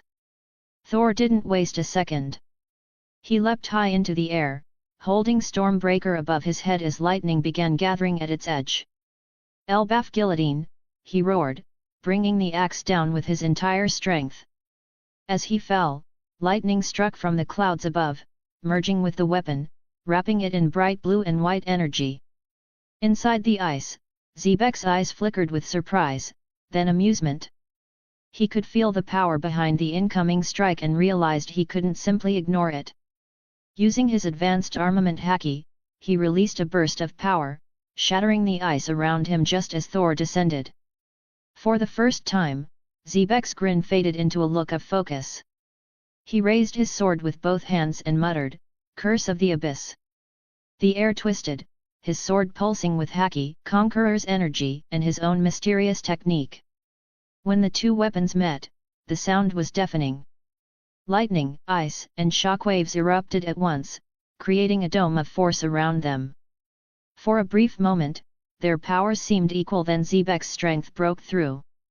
Thor's attack shattered, and his body was thrown backward, scattering into fragments of ice. The fragments fell and shattered again upon impact with the ground, turning into snow and mist. When the dust settled, Xebek lowered his sword and glanced around. At first, he saw nothing, then spotted half of Thor's body forming from ice nearby. It looked broken and battered, but Xebek knew the truth: the giant was still alive. Slowly, the shattered ice began to gather and reshape, piecing itself together until Thor's full body reappeared. However, this time, blood was running down from Thor's mouth, nose, and ears. The internal shock of the attack had torn through his entire body. He could barely stand, his breath uneven and ragged. For the first time in his years in this world, Thor truly felt pain, deep, burning pain that reached all the way to his bones. Not even the time Estrid had hurled him from the Sun Realm had hurt this much. And yet, as he stood there, barely holding himself upright, his grin returned wider, brighter, and filled with respect. A/N, thank you for Ryan and Wolf team that supported me on Ko-Fi, it's very much appreciated, and for those that wanted to support me just because, here's my Ko-Fi account. https://kofi.com/b0b0kaba. Thank you once again. Chapter 11, Loki meets his hero. Thor then stood up, his entire body covered in frost and blood, as he continued his assault toward Xebek. He shifted Stormbreaker into Mjolnir, the hammer forming in his hand with a deep rumble, its size matching his now smaller form of 2 meters tall. The Mjolnir itself was as tall as Thor, its handle wrapped in ice and its head pulsing faintly with blue light. Every strike Thor delivered sent a shock through the ground, and though Xebek blocked each blow with his sword, the repeated impacts began to chip away at the outer layer of his blade's hardened surface. Thor had chosen this smaller form deliberately, knowing that in his larger body, Xebek could target him far too easily. Against someone of Xebek's caliber, even the smallest advantage mattered. Thor also knew that he couldn't rely on armament Haki yet, as he hadn't mastered it, so the smaller form allowed him to move faster, dodge quicker, and channel more precision through each swing. Meanwhile, above the battlefield, a massive bird made entirely out of ice was soaring down from the upper realm. On its back were Loki, Hajrudin, and several of the giant children who had followed them. Loki had ordered the bird to fly toward Thor the moment he saw flashes of lightning and ice coming from the underworld below. But before they could descend completely, they noticed more of their friends climbing down the same rope they had used earlier. Now, from above, they could clearly see Thor, in his smaller form, locked in combat against an unknown human. For the first time in their lives, they were witnessing Thor being pushed back, and not only that, but actually being beaten. The realization hit them hard. "Who are you?" both Loki and Hajrudin shouted in unison, their voices echoing across the frozen landscape as they jumped from the ice bird, running toward the fight. The other children followed, fear and disbelief mixed on their faces. Xebek and Thor, however, remained locked in combat.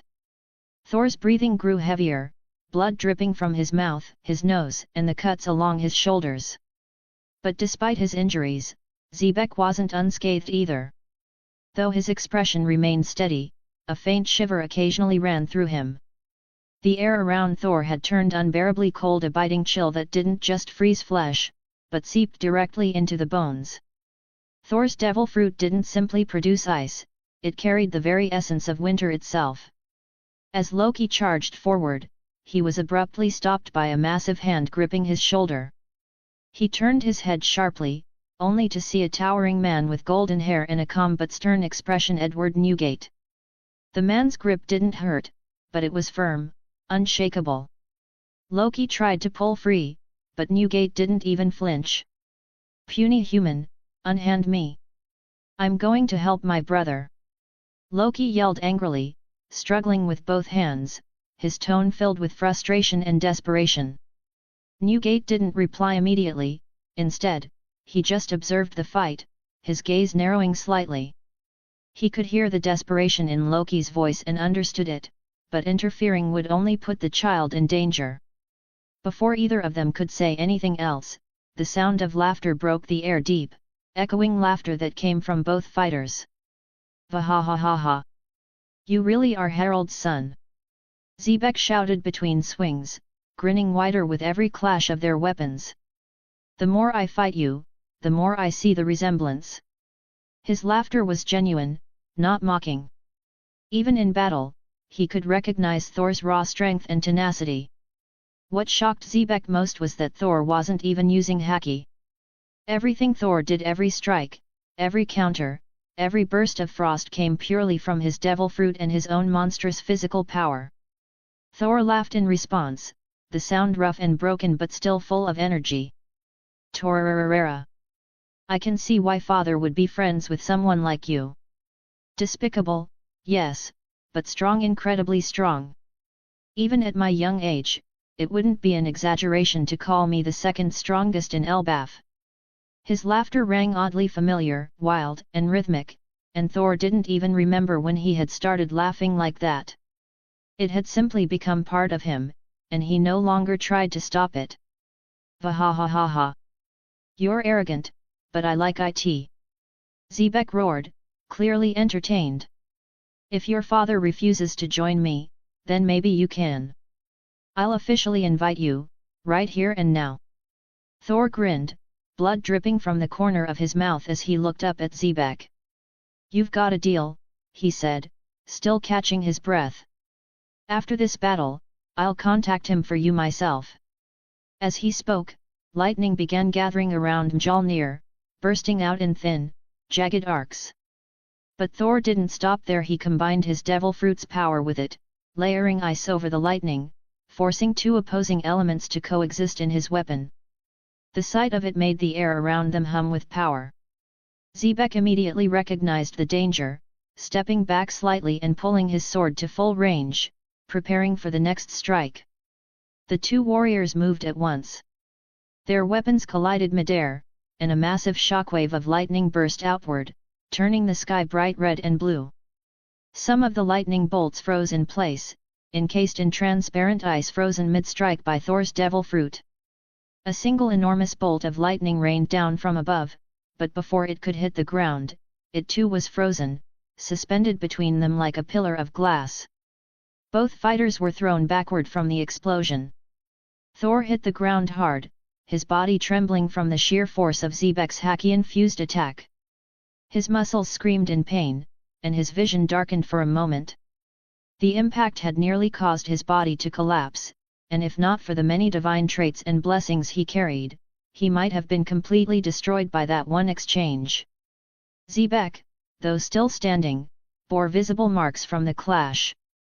A thin scar had burned its way across his chest where a lightning bolt had grazed him, and patches of frost clung to his sword and clothes.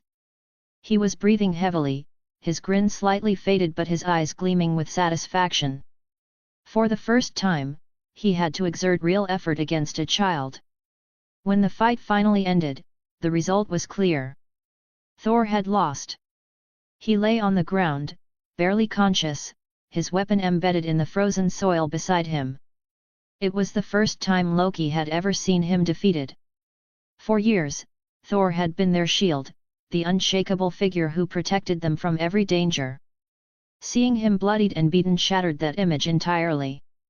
But Loki's fear turned into horror when he saw Xebec walking toward Thor.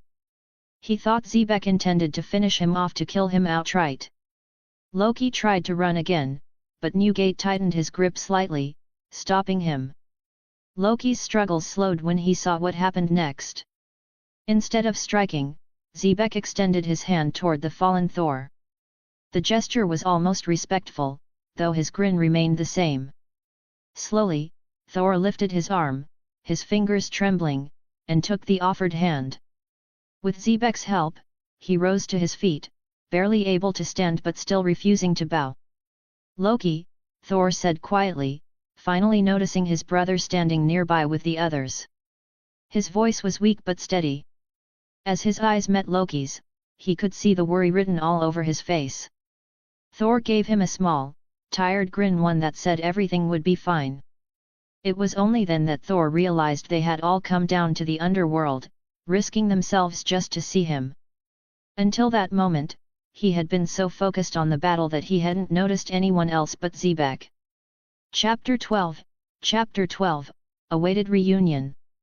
Thor was being tended to by Loki and Hatruden, who carefully wiped away the dried blood on his skin and checked his bandages, while Gerd found herself in conversation with one of Xebec's crew members, a woman named Buckingham. It was the first time Gerd had ever seen a human up close, and even as a child, she couldn't help but feel a strange fascination toward them. To her, humans appeared small and adorable, almost fragile-looking, yet lively and expressive. Buckingham, on the other hand, seemed equally taken by the young giantess, smiling warmly as she looked up at Gerd's massive but innocent face. "How cute, what's your name, little lady?" Buckingham asked with a playful tone, smiling brightly as she craned her neck upward to meet Gerd's eyes. "Gerd," the young giant replied softly, her voice cheerful and polite. Her simple answer and shy smile made Buckingham laugh lightly, finding her absolutely delightful. The interaction drew a few curious looks from the other rocks pirates nearby. Not far away, Goldberg and Stanzen were being watched by Shiki and Gansui. The two pirates had remained quiet until then, but in their silence, darker thoughts formed. They both knew the high price that giants could fetch on the black market, especially Gansui, who had dabbled in smuggling before joining Xebec's crew. His gaze lingered for a moment too long on the young giants, his mind wandering toward temptation. Before either of them could act, Newgate noticed the glint in their eyes.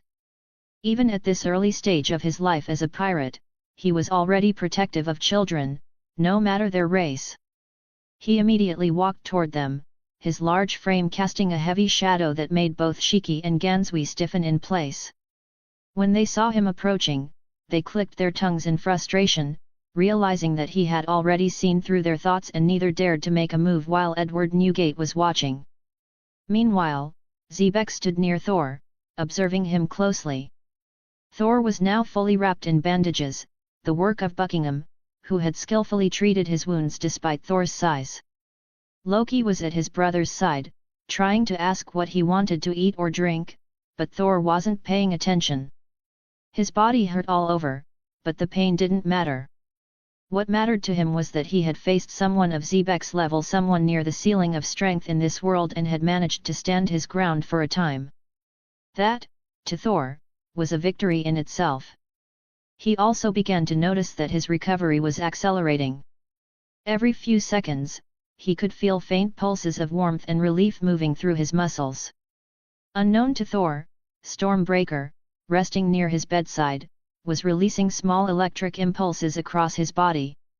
They were barely noticeable but constant, stimulating his nerves and causing micro-muscle contractions that helped speed up his recovery. After a short while, Thor sat up.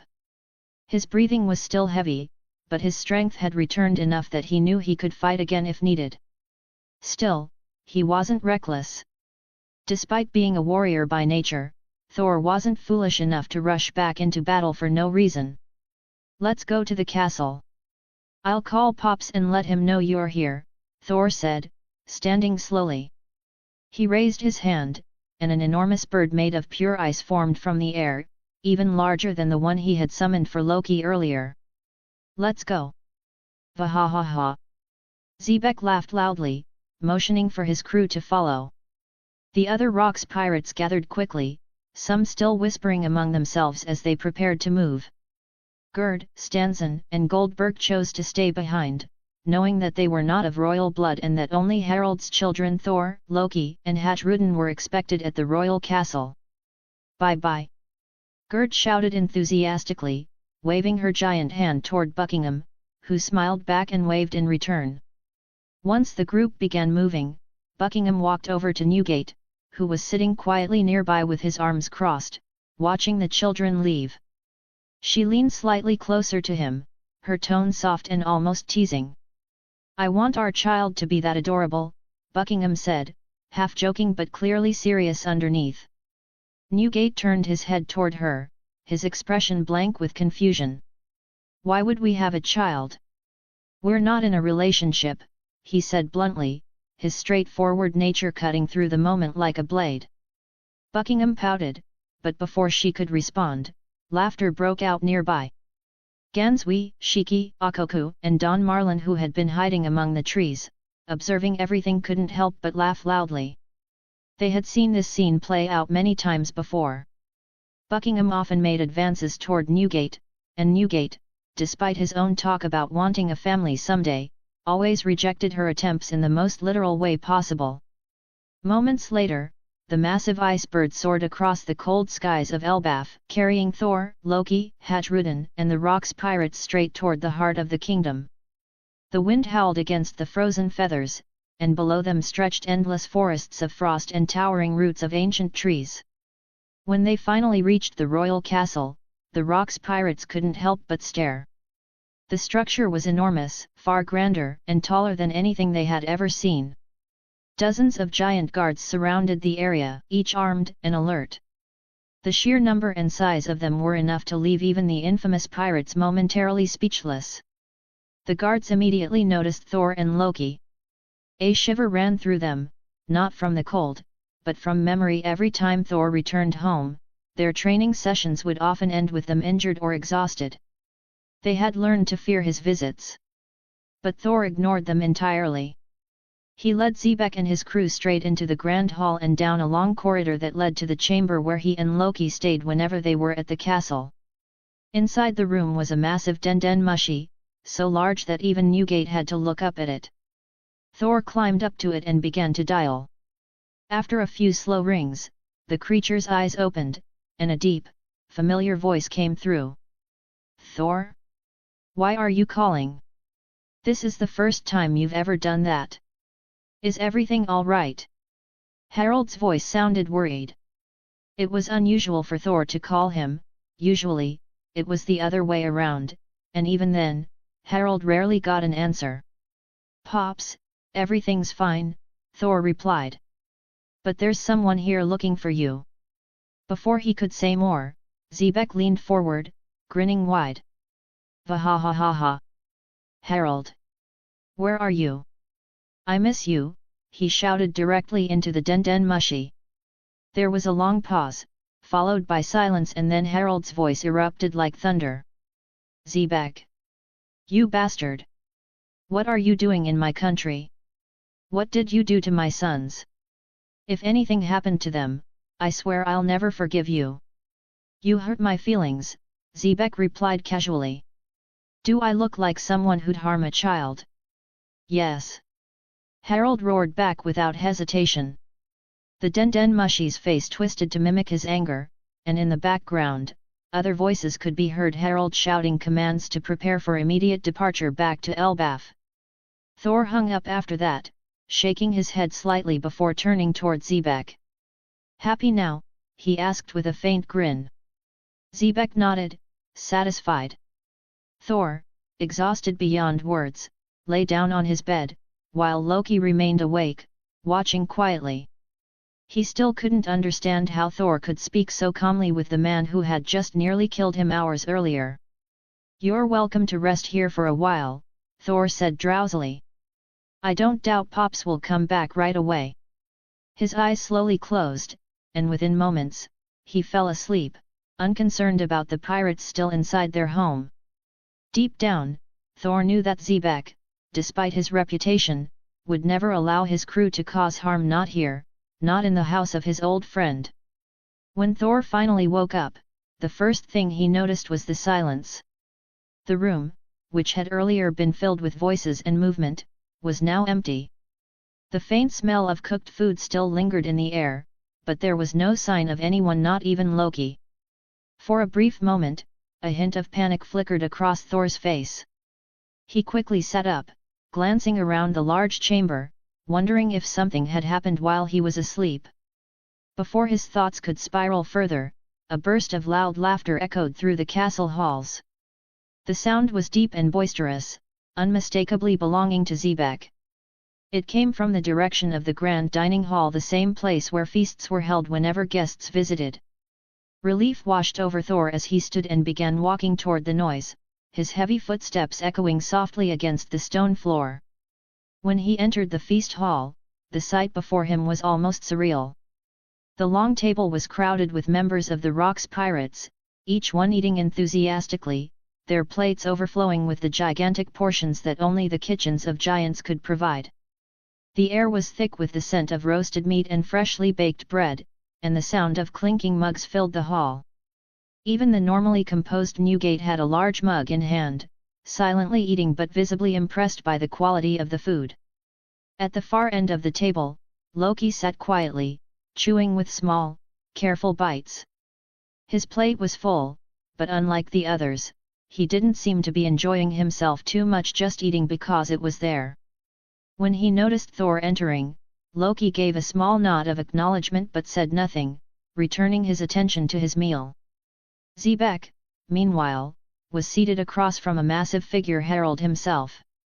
The two of them were deep in conversation, their tones firm but far from friendly. The tension between them was so thick that even the loud chewing and laughter from the pirates seemed muted around their table. "Don't be stupid!" Harald's voice boomed, shaking the walls slightly as he leaned forward, pointing a large finger at Xebec.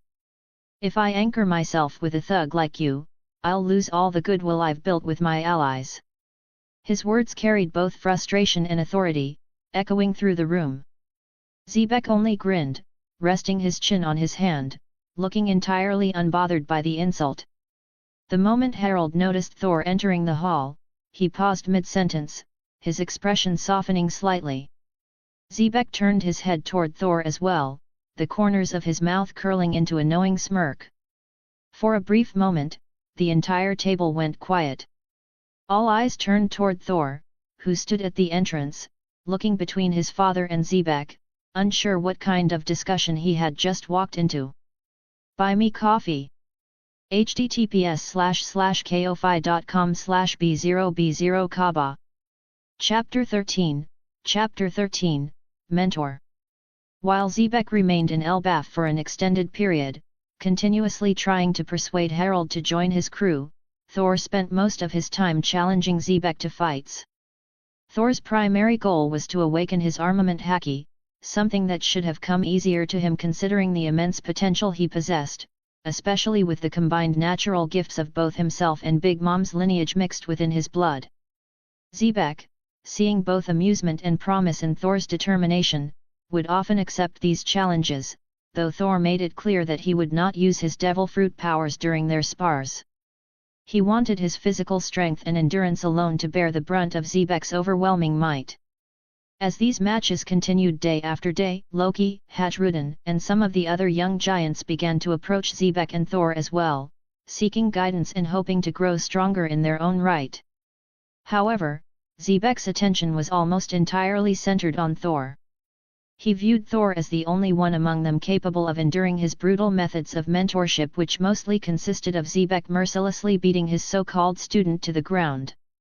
Every passing day, Thor would end up bloodied, bruised, and exhausted, yet he would never stop. Even when Harald himself expressed worry for his son's safety, Thor would only grin and wave it off. "Don't worry, Pops, this is nothing," Thor would often say, his voice full of conviction despite the visible injuries. Harald, though concerned, respected his son's choice and his unwavering desire to grow stronger. Meanwhile, since Xebec largely ignored them, Loki and Hatruden found themselves turning to Whitebeard, who surprisingly was more than willing to teach them. Newgate, even in his younger years, possessed an innate gentleness that contrasted the rest of the Rock's crew. He treated the young giants with respect and offered them the same lessons in combat that he had once learned through hardship. Among his new students, he took a particular liking to Hatruden, sensing a deep similarity between them both being outcasts in their own ways. Despite being a prince, Hatruden was often looked down upon by the more traditional giants of Elbaf due to his mixed bloodline. Many considered him impure, refusing to acknowledge him as a true heir because his mother was not born in Elbaf. Loki, on the other hand, though mostly disregarded by Xebec, couldn't help but admire the pirate captain not for his ambition or ideals as the original stories claimed, but for his sheer strength. Xebec's power fascinated him. Despite being smaller in size compared to both Thor and himself, Xebec could easily overpower Thor in battle, knocking him around with attacks that Loki himself could not hope to replicate. Even when Loki tried to land his strongest punch against his brother during practice, he often ended up hurting his own hand instead. At one point, when Loki sought advice on how to close the gap between him and Thor, Xebec himself suggested he learn from Whitebeard. He vouched for Newgate's strength, insisting that the man possessed power nearly equal to his own. To prove it, Xebec briefly clashed with Whitebeard, their exchange lasting only a few seconds but strong enough to shake the ground beneath them. That single moment was enough to convince Loki completely, and from that day forward, he began training under Whitebeard's guidance. Now, the sound of metal colliding against metal echoed across the wide training grounds. Thor and Xebec were once again locked in a fierce clash. Thor refused to rely on his devil fruit powers and instead wielded Stormbreaker, his weapon of choice.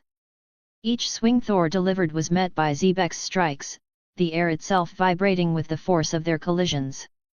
Most of the time, Thor couldn't match the sheer intensity behind Xebec's blows, his arms trembling from the impact, but he never stopped attacking.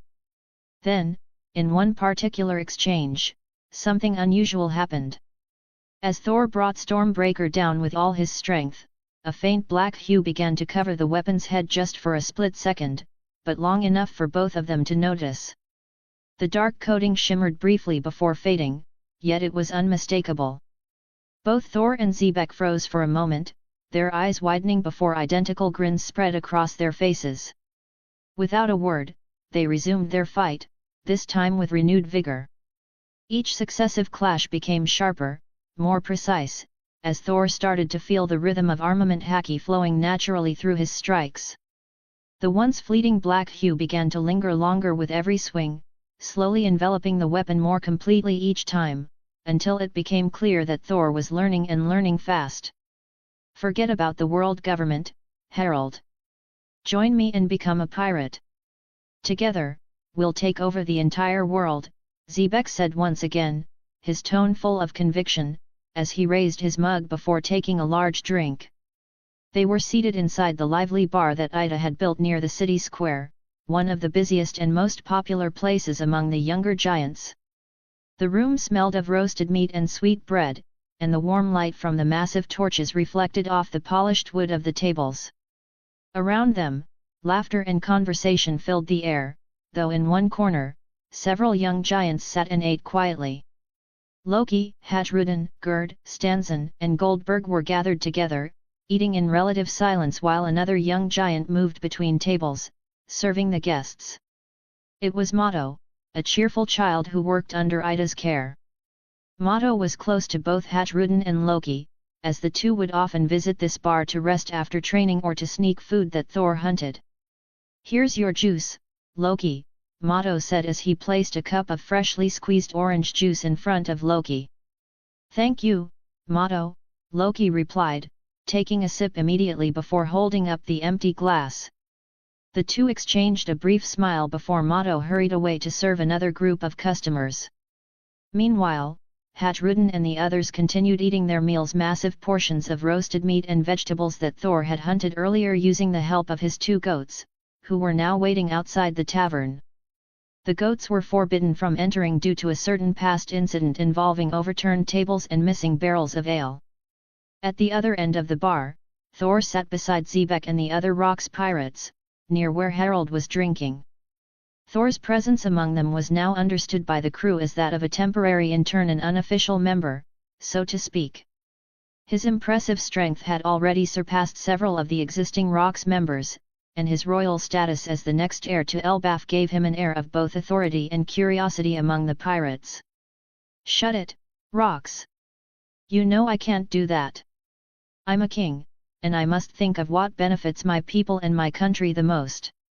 Joining the world government is a way to build bridges and open diplomacy between the giants and other nations, Harald said, his expression serious yet still carrying a tone of idealistic hope. His words reflected not arrogance but inexperience, a ruler who still believed in the fairness of the world. Xebec smirked, then leaned back in his chair. Those dogs will never accept you, Harald. You and I both know they'll never see you giants as anything but slaves, he said coldly before tearing another piece of meat from the roasted leg he was eating. You don't know that. Harald replied, slamming his mug onto the table, his voice echoing through the bar. The two men quickly fell into a heated shouting match, their words loud enough to make even the pirates nearby quiet down for a moment.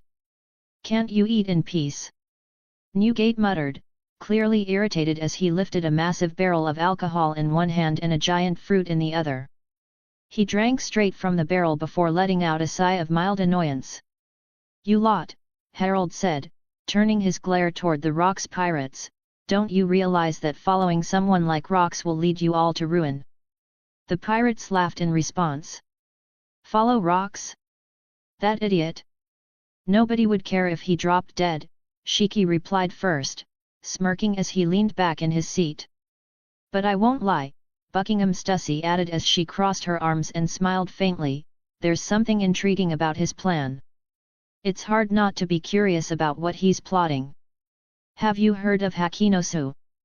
Don Marlin said as he leaned forward, lowering his voice slightly. It's a place known as the Isle of Exiles or, as some call it, Pirate Island. Nations from all over the world dump their worst criminals there. It used to be a barren island, Newgate added, chewing slowly. No trees, no crops, nothing could grow there. It was supposed to be a place where people went to die. But last year, Akoko continued, the survivors started to unite. Why do you think that happened? Harald fell silent, sensing that the story wasn't over. Believe it or not, Ganswy interrupted while eating messily, bits of food falling from his mouth, that island had a massive deposit of gold. Some shadowy organization found out about it and helped the prisoners gather a fortune. That really made the world government angry. Everyone who tried to get close to that island got attacked, Xebec said proudly, grinning as he took another sip of his drink. So we made a deal with them, we'd take the island back for them. But once we get the gold, we'll take the island for ourselves. We'll destroy what's left of it and rebuild it into something greater, a true pirate's paradise. He then leaned closer to Harald, his grin widening. This is only the prologue of my life, Harald. Join me, and I'll make that island my base when I crush the navy and bring the Holy Land crashing down. Then, I'll become the king of the world. Harald's eyes narrowed. You're making too many enemies, Rox. I won't fight your losing battles. I'm a king, and I have a kingdom to protect. I will not abandon it. That doesn't matter, Xebec said with a wild gleam in his eyes. I'm going to claim the entire world, and I'll make you my right hand when I do. Their shouting began again, echoing through the room. Harald refused to yield, and Xebec refused to stop. Their clash of ideals continued as the rest of the bar quietly watched, half amused, half tense. Among the young giants, Xebec's words struck something within them. Loki, in particular, couldn't help but smile at the thought of a world where giants stood above all others, worshipped instead of feared. Hatruden, however, found a simpler dream forming in his heart, one of unity. He imagined a world where all giants, no matter where they were born, could return to Elbaf and be accepted without judgment. He wanted to change how his people saw those of mixed blood, a view he himself had suffered under despite his royal lineage. Thor, listening quietly, didn't speak. He remembered clearly how Xebec's story would end, how his life would be cut short after being struck down by the Domi Reversi. Yet, even knowing that fate, he couldn't deny the strength of Xebec's conviction. That kind of will was something that couldn't simply disappear. It would live on, just as he knew it would through Blackbeard in the future. There's no power that lasts forever, Thor thought, recalling the very words Xebec had once said. Chapter 14, Chapter 14, Talks with Harald. As the evening came, the castle grew quiet. Harald was alone in his chamber, sitting near the window where the fading sunlight touched the edges of his desk. Ida did not live in the castle, choosing instead to stay near her tavern in the village, and both Thor and Loki were supposed to be resting in their own rooms. The Rocks pirates, meanwhile, were accommodated at Ida's tavern. Despite their large numbers, they fit comfortably since the establishment was built for giants, with tables, chairs, and ceilings tall enough for even the largest among them. Harald sighed softly as he continued writing in his journal. His handwriting was firm yet uneven, showing the weight of the thoughts in his mind. He reflected on everything that had happened in the past few days: the heated conversations with Xebec, the strange charisma of the Rocks pirates, and the quiet stares of his sons. Yet, what occupied him most was the continuous struggle he faced when dealing with the world government. Their resistance had made his dream of diplomacy increasingly difficult. Every attempt to communicate or negotiate was met with silence or rejection. For years, he had wanted Elbaf to become a recognized member of the world government, believing it would finally give his people stability and legitimacy among the human nations. But now, the walls he faced seemed higher than ever. What must I do to ensure that our kingdom will be accepted? Harald thought as he rested his pen on the table. The flicker of the lamp beside him cast a faint shadow over his journal. Then came a sudden knock on the door. Harald frowned slightly. It had been many years since anyone had come to his room unannounced. Ever since his youth, his chambers had been a place of solitude where no one dared to disturb him. When he opened the door, he found Thor standing there, waiting patiently. "Oh, Thor," Harald said, a hint of surprise softening his voice. "What are you doing here at this hour? Shouldn't you be sleeping by now?" Harald's tone was warm and filled with affection. Despite how busy he was as king, his love for his children Thor, Loki, and Hatruden never faded. It was the simple, unconditional love of a father who had little time but endless care. "May I talk to you, Pops?" Thor said with a serious expression that immediately caught Harald off guard. Thor rarely spoke this way. He was usually cheerful, smiling even during battles, full of laughter and mischief. The only other time Harald had seen him this serious was during his fight against Xebec, when his grin carried the intensity of battle rather than joy. "Come in," Harald replied, gesturing toward the room. Thor stepped inside and joined his father near the desk where the open journal still lay. Harald sat down again while Thor remained standing for a moment before sitting across from him. The air in the room grew quiet, save for the faint crackle of the lamp. "So," Harald said, looking at him with curiosity. "What is it that you wanted to talk about?" Thor took a moment before answering. His tone was calm but firm. "It pains me to say this, but I think Rox is right about the world government." Harald's hand stopped midway as he was about to close his journal. He blinked, surprised. "Why do you say that?" he asked, waiting for Thor's reasoning. "You see," Thor began, "ever since you've been so determined to make Elbaf a member of the world government, I've been asking questions about how it truly works, what the requirements are, how countries maintain their membership, and what happens after they join. I wanted to understand what we were striving for." He leaned forward slightly. "And do you know what I found out? What the most common answer was?" "What?" Harald asked, genuinely curious. "That to be accepted, a nation must pledge its allegiance to the world government and be able to pay the heavenly tribute," Thor said plainly. "I already know this," Harald replied. "The only reason Elbaf hasn't been accepted yet is because of our past reputation. The world still remembers the old ways of our people."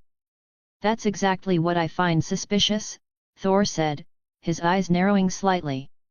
"The world government values strength and contribution. Giants have both. Our people are unmatched in combat and in craftsmanship. We build structures that can last for centuries. Don't you find it strange that such a powerful and resourceful nation would be constantly blocked from joining?" Harald fell silent again. Thor's words carried logic that he couldn't easily dismiss. I believe the world government has another plan in mind, Thor continued. They're not rejecting you because of your reputation. They're doing it on purpose to make you more desperate to join. Eventually, they'll demand something in return, something far greater than just a tribute. By the time you realize it, it might already be too late. Harald finally set his quill down and looked directly at his son. You are still too young to understand what must be done for our people, he said firmly. As Crown Prince, you must be prepared to sacrifice everything for the prosperity of our nation. That is the burden of a king. Thor didn't flinch. His eyes stayed on his father, serious and unwavering. I may be young, he said slowly, but you are being far too naive. You are older than Rox himself, and yet he has seen more of the world's truth than you. You can't see beyond the log blocking your sight. He took a deep breath, his tone growing sharper but still controlled. You're chasing a goal that may never be achieved. Instead of throwing yourself at the mercy of those who don't care for us, you should be strengthening what we already have. Focus on the relationships you've built with other kingdoms. We don't need the world government to create alliances. We can stand on our own. If we grow strong enough and protect those who ally with us, more nations will come to our side naturally. They'll turn to us for protection that the world government cannot provide. When that happens, our name will become known not as barbarians, but as guardians. That is how Elbaf will cleanse its image. He looked directly at Harald now, his words deliberate and cutting. A king shouldn't chase one plan blindly. You must always have more than one path. If something is not meant to work, no amount of pushing will change its fate. Harald stayed silent, listening. Every word Thor said made sense, though his pride urged him to disagree. The thought that his son so young and inexperienced could see what he could not left a quiet discomfort in his chest. After a long moment, Thor finally stood up. I've said what I needed to say, he murmured. I'll leave you to think about it. As Thor walked back toward his quarters, he carried a single resolve in his heart. If his father refused to change, then he himself would ensure that Elbaf would never again be treated as mere muscle for others' ambitions. Giants would no longer be seen as tools or trophies, but as a people with their own power and their own pride, strength backed by purpose. Chapter 15, Alliance with the Rox Pirates. As Thor left Harald alone in the quiet of the night, the king found himself surrounded by silence, yet his mind was louder than ever. Thoughts came at him in waves, new possibilities mixed with deep doubts, and each one struck him harder than the last. For the first time in a long while, Harald began to question everything he had believed in. His way of thinking, his ideals, and even the dream he had been pursuing for years began to crack. The hopeful image of joining the world government, once a shining goal, now looked uncertain and distant. For so long, the world government had shown him just enough attention to keep his hopes alive. They sent letters, made small gestures, and gave him polite responses that hinted at future approval. Every meeting and every communication was enough to convince Harald that he was getting closer to success, that Elbaf would soon be seen as an equal among the nations of men. But the more time passed, the more he began to notice something else beneath those gestures. The world government was not guiding him closer, they were keeping him at a distance. As his mind pieced together every small detail he had ignored before, Harald began to realize that his nation's isolation might not be accidental. The headlines printed by the news agencies were often exaggerated or outright false, painting Elbaf as a barbaric and violent land. Even when Elbaf helped nearby islands with trade or defense, those deeds were ignored or twisted into stories of conquest. Is my way really the wrong way? Harald thought, staring blankly at the flickering light of the candle beside him. He leaned back in his chair, exhaustion creeping into his body but not his mind. The same question repeated again and again, echoing like a hammer striking his conscience. For the first time in years, he began to look back at every step he had taken, each decision, each negotiation, every word he had sent to the world government. He saw patterns that he had once refused to see, and that realization made him uneasy. By the time morning came, Harald was still awake. His eyes were tired, and his journal lay untouched on the desk beside him. The candle had long burned out, leaving only the faint light of dawn creeping into the room. He stood slowly, feeling the stiffness in his body, and decided that a walk might help clear his thoughts. When he stepped outside the Orist castle, the cold air met him gently. The royal guards were already awake, patrolling the courtyard with their usual discipline. They were loyal and enthusiastic, proud to serve, but seeing them only reminded Harald of the responsibility he carried. "Your Majesty," one of the guards greeted, immediately stopping to bow. The others followed, saluting in respect. Harald nodded slightly, his large frame towering over them. He was enormous even by giant standards, a living monument among his people, and it was nearly impossible not to notice him wherever he went. "Great work, everyone," Harald said, giving them a small but sincere smile. The guards straightened their posture, encouraged by their king's words, as Harald began his slow walk across the castle grounds. Meanwhile, in another part of the castle, Thor was standing near his window, watching quietly. He hadn't slept much either. His mind had been active since their conversation, and he could tell that Harald had spent the night thinking as well. When Thor saw his father walking alone outside, he understood what was happening. Harald was still struggling with his decision, torn between pride, responsibility, and doubt. Thor respected that. He knew how long Harald had been chasing this dream. But at the same time, Thor couldn't accept the path his father was walking. He didn't want to see the future. He remembered a future where Dori and Bragi were controlled by Imu's power, where the once great name of Elbaf had fallen into irrelevance. That kind of future wasn't acceptable for a land known as the home of the strongest warriors. "If you won't make the change, then I will," Thor thought. His expression hardened as he began to form a plan in his mind. He had already decided to take a step that would alter Elbaf's fate. If he wanted to strengthen his people, he needed soldiers, many of them. The current generation of mature giants was strong, but they were bound by old traditions.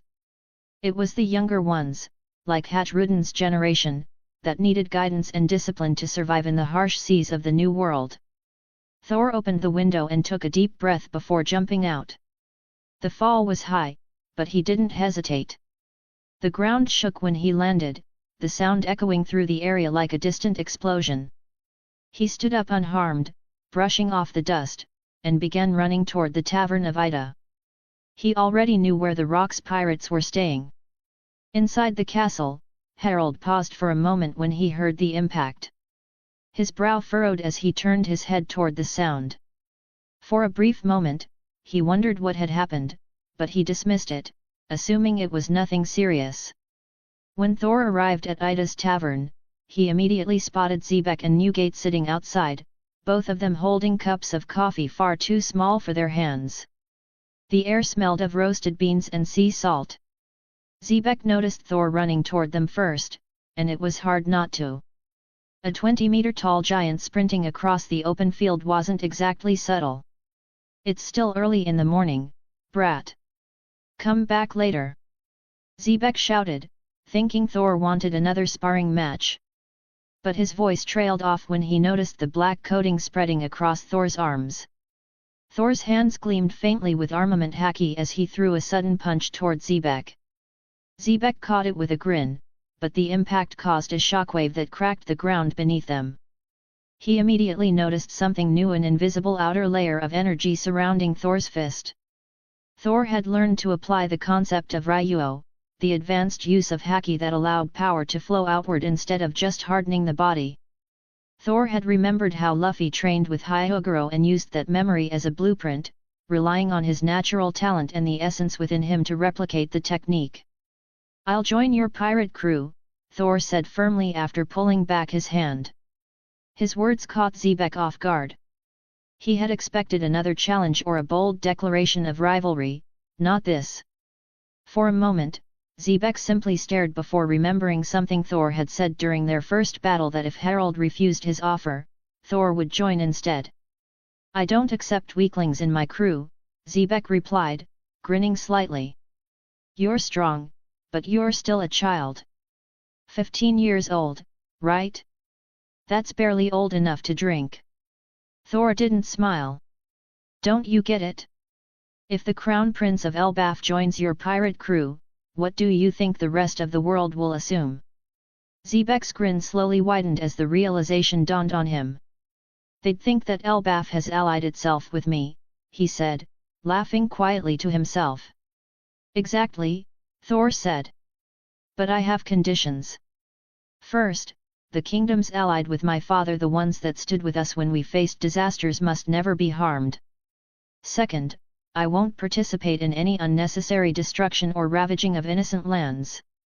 If you can accept that, I'll join you willingly, and I'll even fight for your cause, at least until your time ends.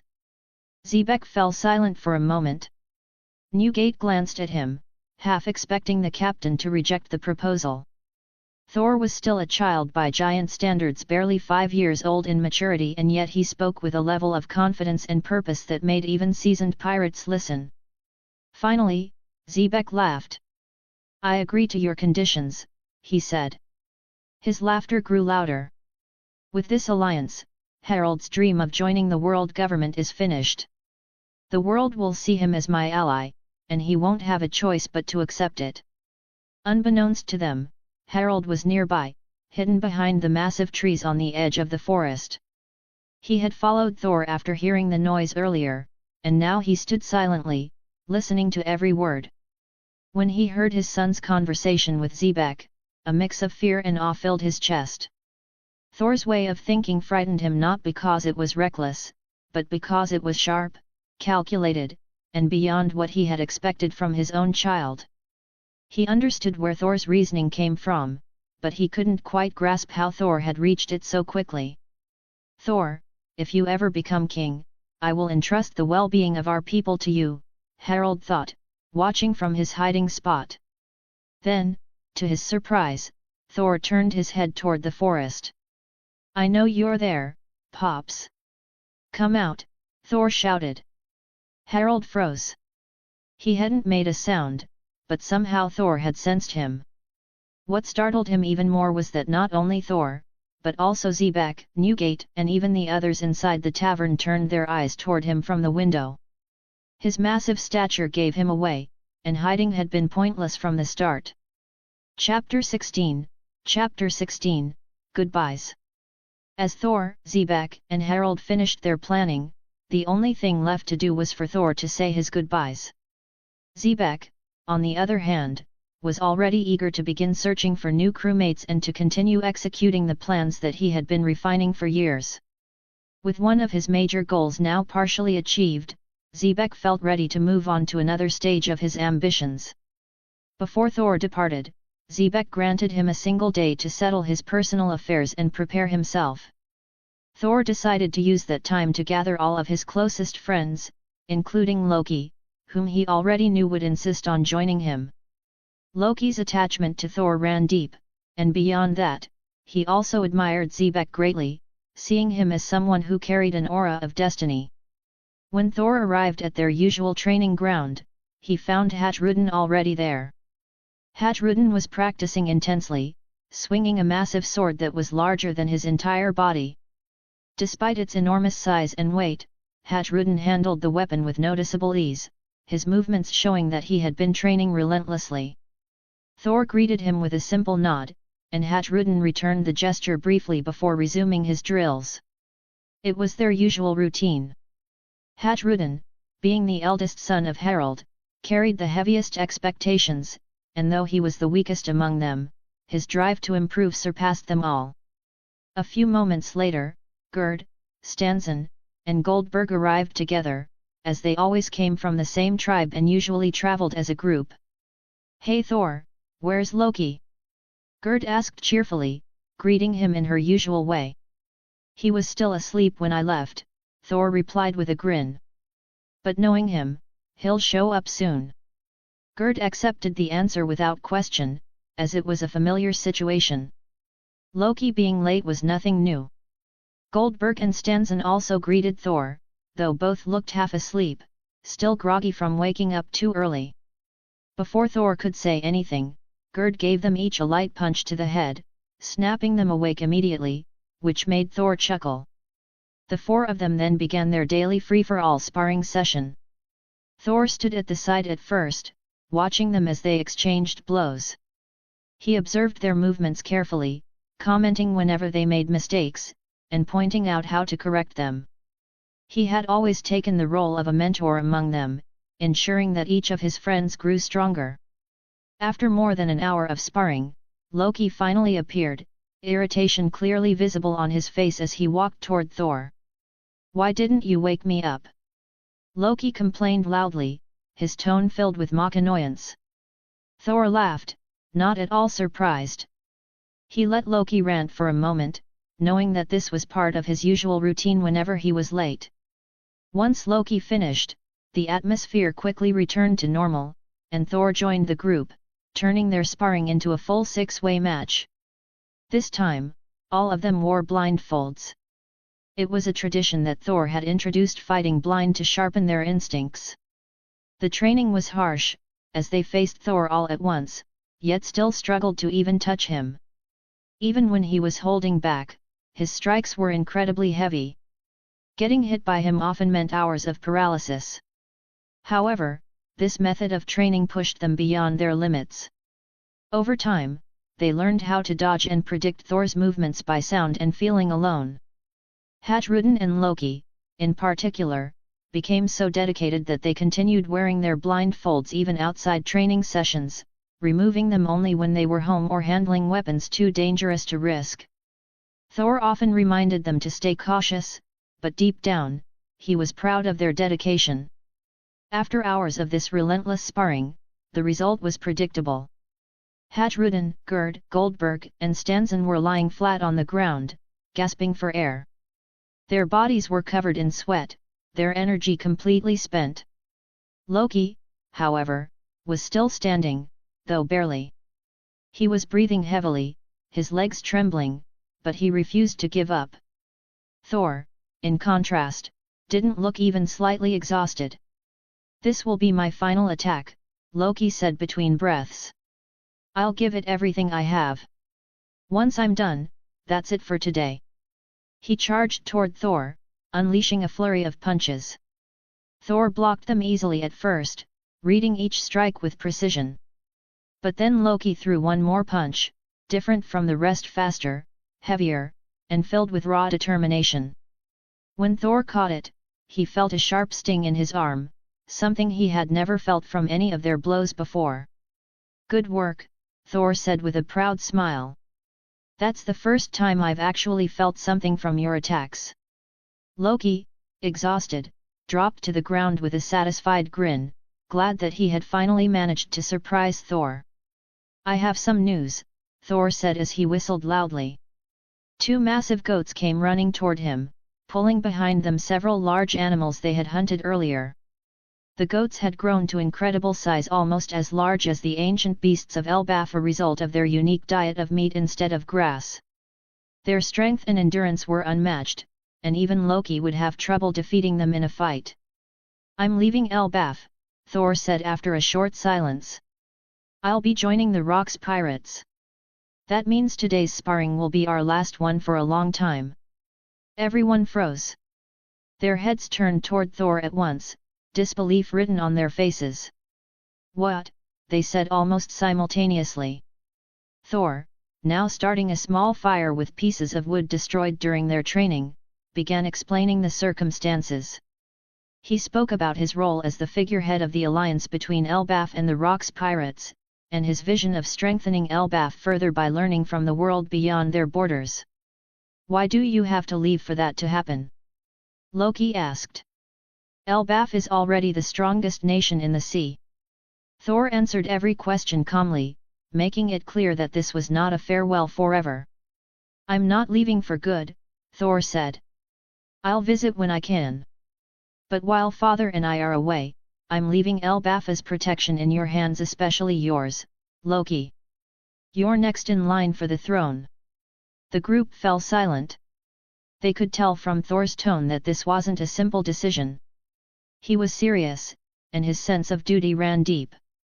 After a while, Thor began cooking the meat his goats had brought, using the fire as the centerpiece for their gathering. Slowly, one by one, the others sat up, recovering enough strength to eat. As they shared their meal, their conversation shifted between memories, jokes, and future dreams. Even though there was a quiet sadness in the air, they all understood why Thor needed to go.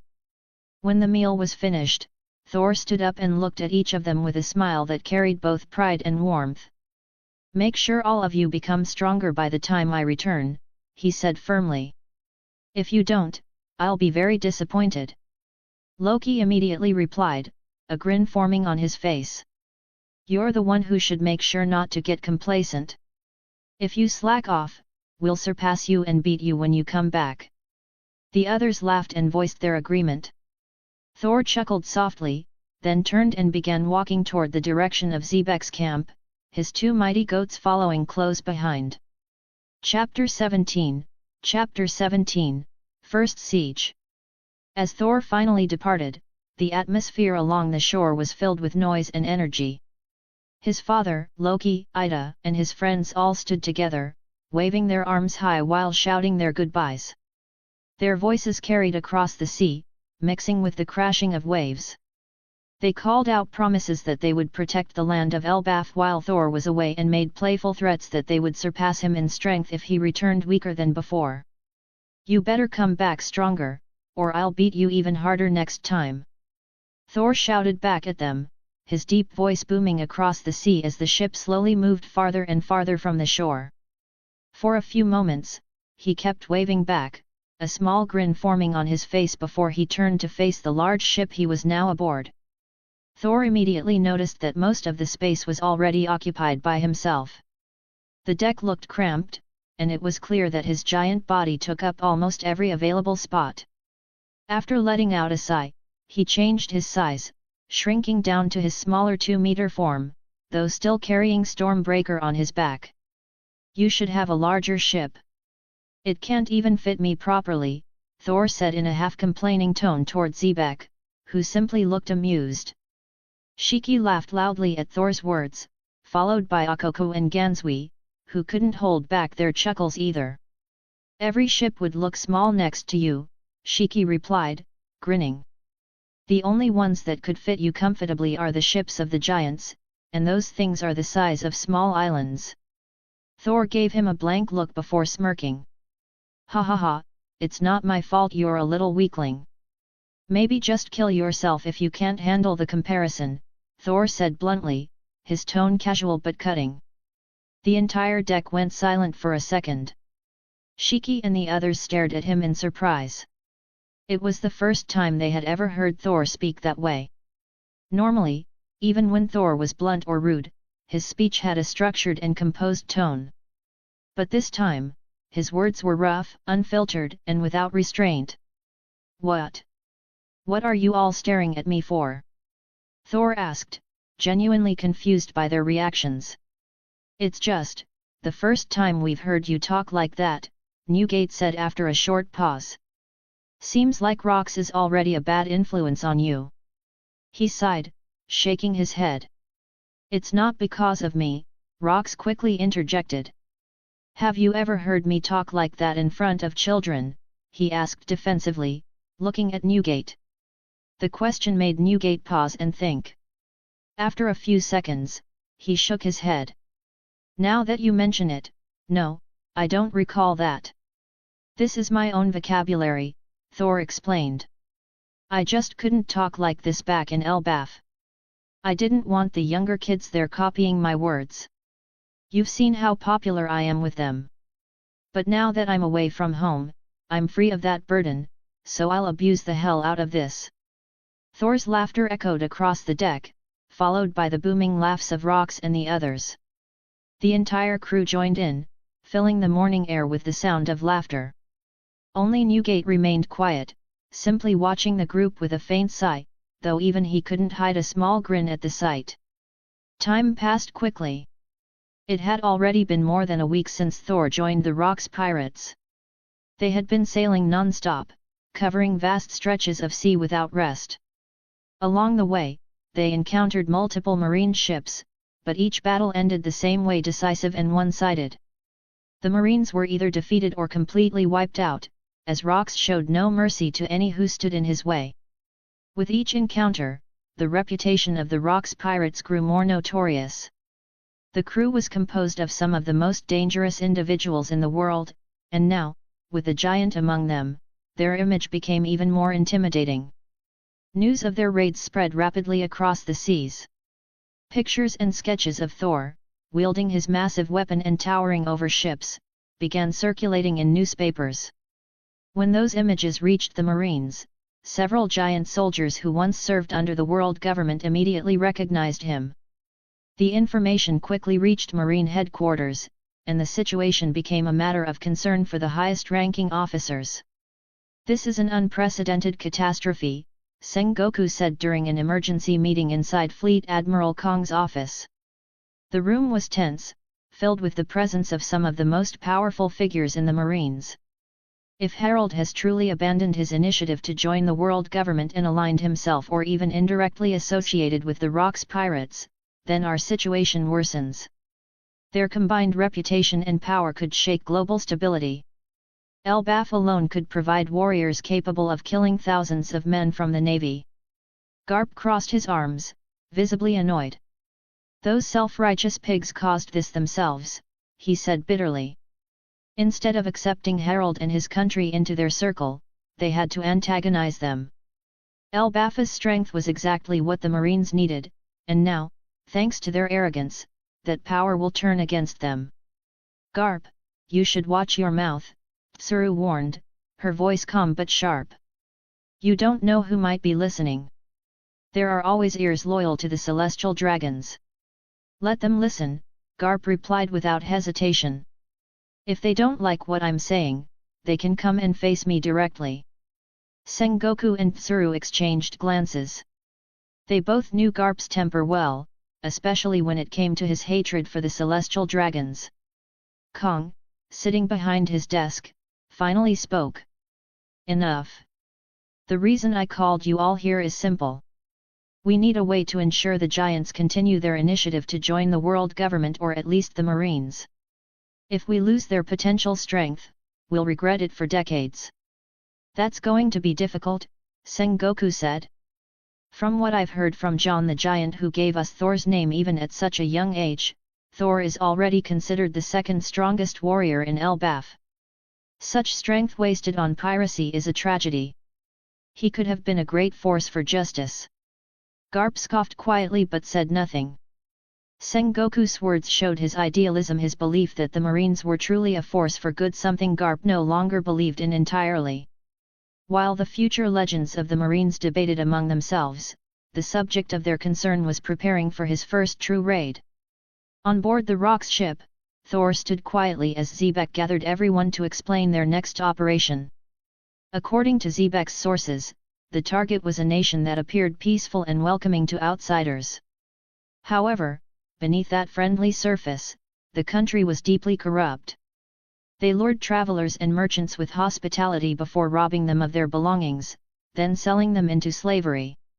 The royal family itself was directly involved in these deals, splitting profits with criminal organizations to pay their heavenly tribute to the world government.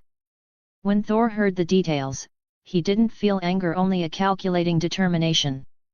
If this country profited from deceit and slavery, then he would have no issue destroying it. He began thinking about how to make the siege as efficient as possible, from freezing the coastlines to cutting off every possible route of escape. "Are all of you ready?" Xebec asked, his grin wide and confident as he looked around at his crew. "Of course," Shiki replied, his body lifting off the ground as he floated in the air. "I'm already excited for the treasures." Gansui and Akoko raised their thumbs in agreement. Stussy sat casually on Newgate's shoulder, both of them nodding silently. Thor, towering beside them, gave a small nod of his own, gripping Stormbreaker firmly. "Then let's begin," Xebec said, his voice filled with anticipation. As their ship approached the island, Thor raised his weapon and slammed it into the sea. The water along the shore instantly froze, spreading outward in jagged sheets of ice that trapped every vessel in the harbor. The frozen surface formed a wide bridge from their ship to the island, creating a clear path for their advance. The first siege since Thor had joined the Rock's pirates had officially begun. Chapter 18, KO Fi. Holy fuck, there's actually 3 of you that decided to support me anyway despite it not having any perks. I did not expect that. Thank you for those 3, and if you have any requests, post it or message it on the KO Fi, I will make sure to accomplish it. Anyway, thanks again, and if some of you wanted to support me too, here's the link. ko-fi.com/b0b0kaba. New chapter is coming soon. Write a review.